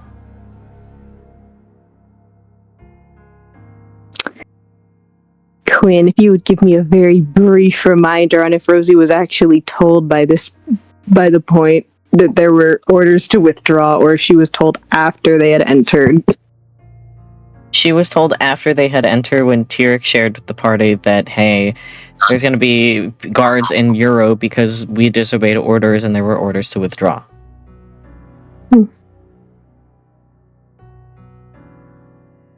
When we entered the forest, I wasn't aware. She nods, makes a note. Do you remember what the ritual site looked like? And if so, could you describe it to me? I do. There were trees, a big one, and there were these weird flowers, and there were also a bunch of druids. Oh, and there were dead children's bodies, of course. She nods. Of course. What happened when you fought the druids? When we fought them? Well, they died, of course. They also dissolved some weird druid sorcery, I'm sure. Evil stuff. But that's typical for druids now, isn't it? Surely. What came of the ritual? What came of it? To be honest, I couldn't even tell you. After all, I don't really know what the goal of the ritual was, or what the ritual even was. We killed them. We tried to stop it. Whether or not it was fully stopped, or whether or not it was stopped at all, honestly, I doubt it. She nods, makes a little note in her binder. Did you take anything from the corpses? I did. Did you take anything from the ritual site? I did. What did you take from both? Well, this. She's going to procure the ring from the druid. This was for Luxura. She holds out her hand. May I see it? Rosie will drop it in her hand. I do hope you'll give it back. From the second I took it, it was intended as a gift. Of course. We will just have this examined. But you'll have it back as soon as we're done. Now, are you aware of any chalice that was on the site? A chalice?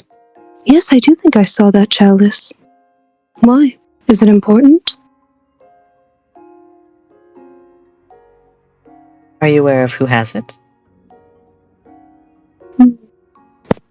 I do think so. Could you share who has it?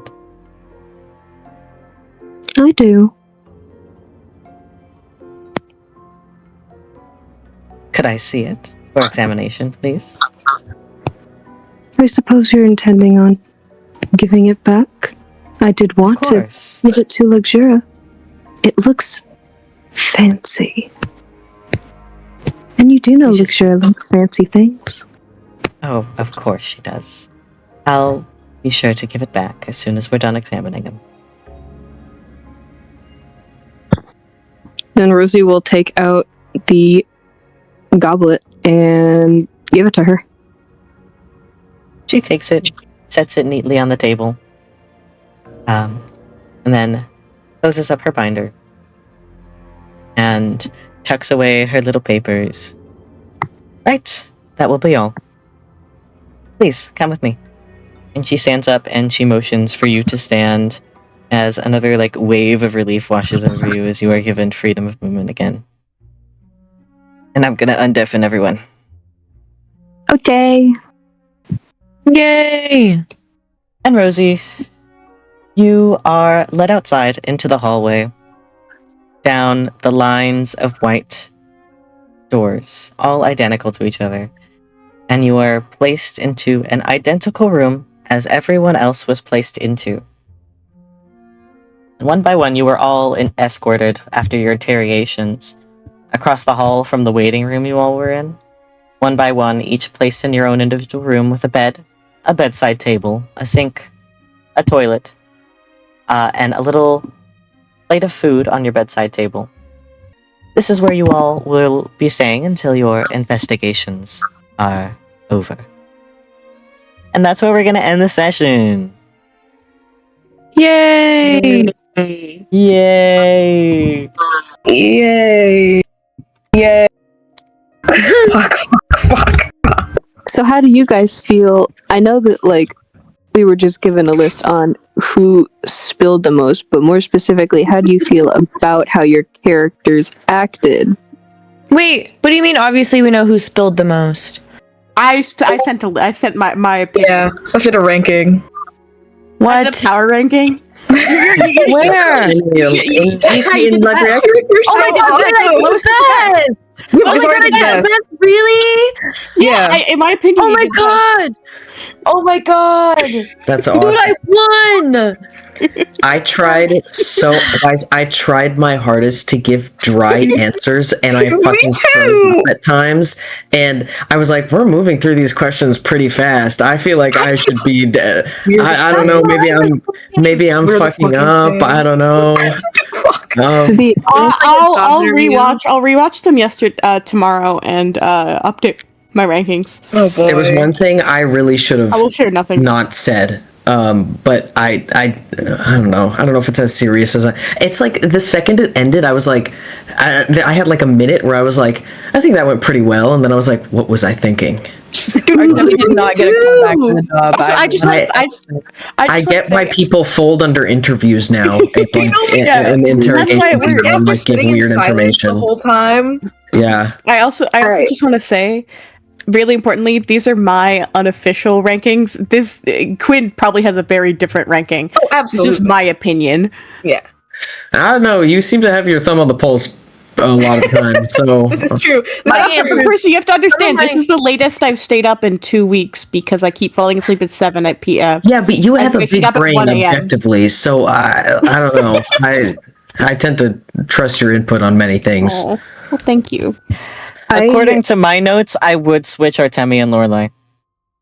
Okay. Yeah. Okay. But otherwise, I wasn't sure. I wasn't sure because I had to take a lap to not pass the fuck out. Mm-hmm. So I wasn't sure. I wasn't sure if Lorelai did better than Artemi or not. I would also technically put Artemi under Rosie as well. So Tyric, Lorelai, Rosie, Artemi. I would agree. I feel like Rosie did a lot, but my other thing is that I don't think Rosie is implicated necessarily. Like, it's hard. Yeah. So my thing is that I was going to say that I think there was not a lot in our conversation that Rosie... I think Rosie was more forthcoming with information because Rosie cared less about the information she was giving out. There was only one That's thing. why you're kind of middle for me. I will say, Artie, I will say that Rosie, as a person and professional rage baiter, did a little bit of successful rage baiting during her Really interrogation. awesome. That's the kind of thing. For me, I'm like, did Rosie objectively probably say a lot of things? Yes. However, did Rosie like rage bait? And is none of the stuff she said like how useful is the stuff she said? I'm not Also, sure. Seth, That's I don't, Seth, I don't know if you caught, but like only one thing sort of near the end was the only thing that Rosie actually might have wanted to get away with that she kind of wasn't able to. Like, probably the very first question. But what she said about that question and the before question, and now she's gonna, get it back. Like, You guys I think she's, I think she's super J chilling, Of course we're trying to hide things, James. You're gonna tell the church the truth? I told the Yeah. truth. Oh no. Is that real?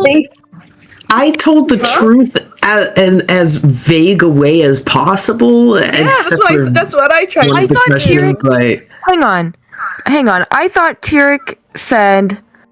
Correct me if I'm wrong, and I know that I'm not. I thought Tyric said we all need to make sure we have our stories straight for what we're going to tell. As far as exactly what happened. No embellishing of the truth. I will share one extra note that I made for Tyric, which is why he's at the top of the list. Really funny. Yeah. The reason that I put him at the top of my list is that, James, you went into excruciating detail, which was so beautiful. He went into so much detail that she stopped him and said, "Hey, I'm not the person you report to about the mission. I'm just here to ask you questions." She literally was like, "Hey, can you give me less detail, actually? You're making my notes too complicated." You're like in media when they're like, I took a truth serum. There's no way Tyric straight up said Vysaria used druid magic to get past. He didn't. So no one outright said a couple secrets. However, a couple people did share one big thing that, Quinn, I don't know if your eyes. I thought it was really interesting. One part that a couple people shared and a couple people didn't. Hang on, I'm gonna message you. I think I know what you're talking about. I'm scared. I have 3 points. I have 3 points in the questions on whether or not a character mentioned it or not, and it will be taken note of in her notes of whether or not they mentioned it. Can I ask a question? Quinn, is it the thing I just messaged you? Yeah, that's one of them. That's note number 3. A big one for me. That's a big one for me. And so people who didn't really touch on that are lower on my list. Do you want to see? Do you want to see her notes, Seth, and give a live reaction to seeing her notes? Can I ask a question first, please? Yes. Okay. First of all, Seth, I sent you something that I think you'll find amusing. However, I wanted to ask you, that Seth. is really good. Did any part of the last 2 questions surprise you that Rosie was asked? Oh.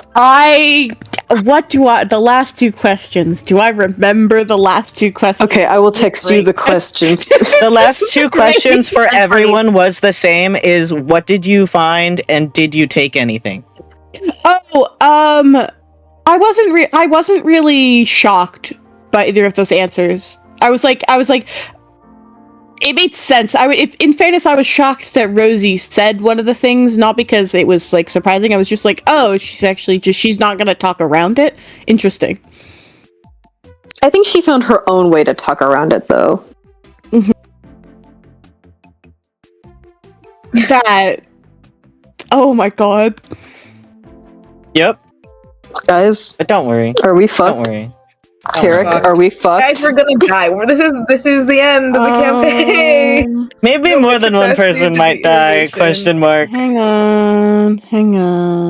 Wait, what do you mean? I'm reading the notes. Hang on.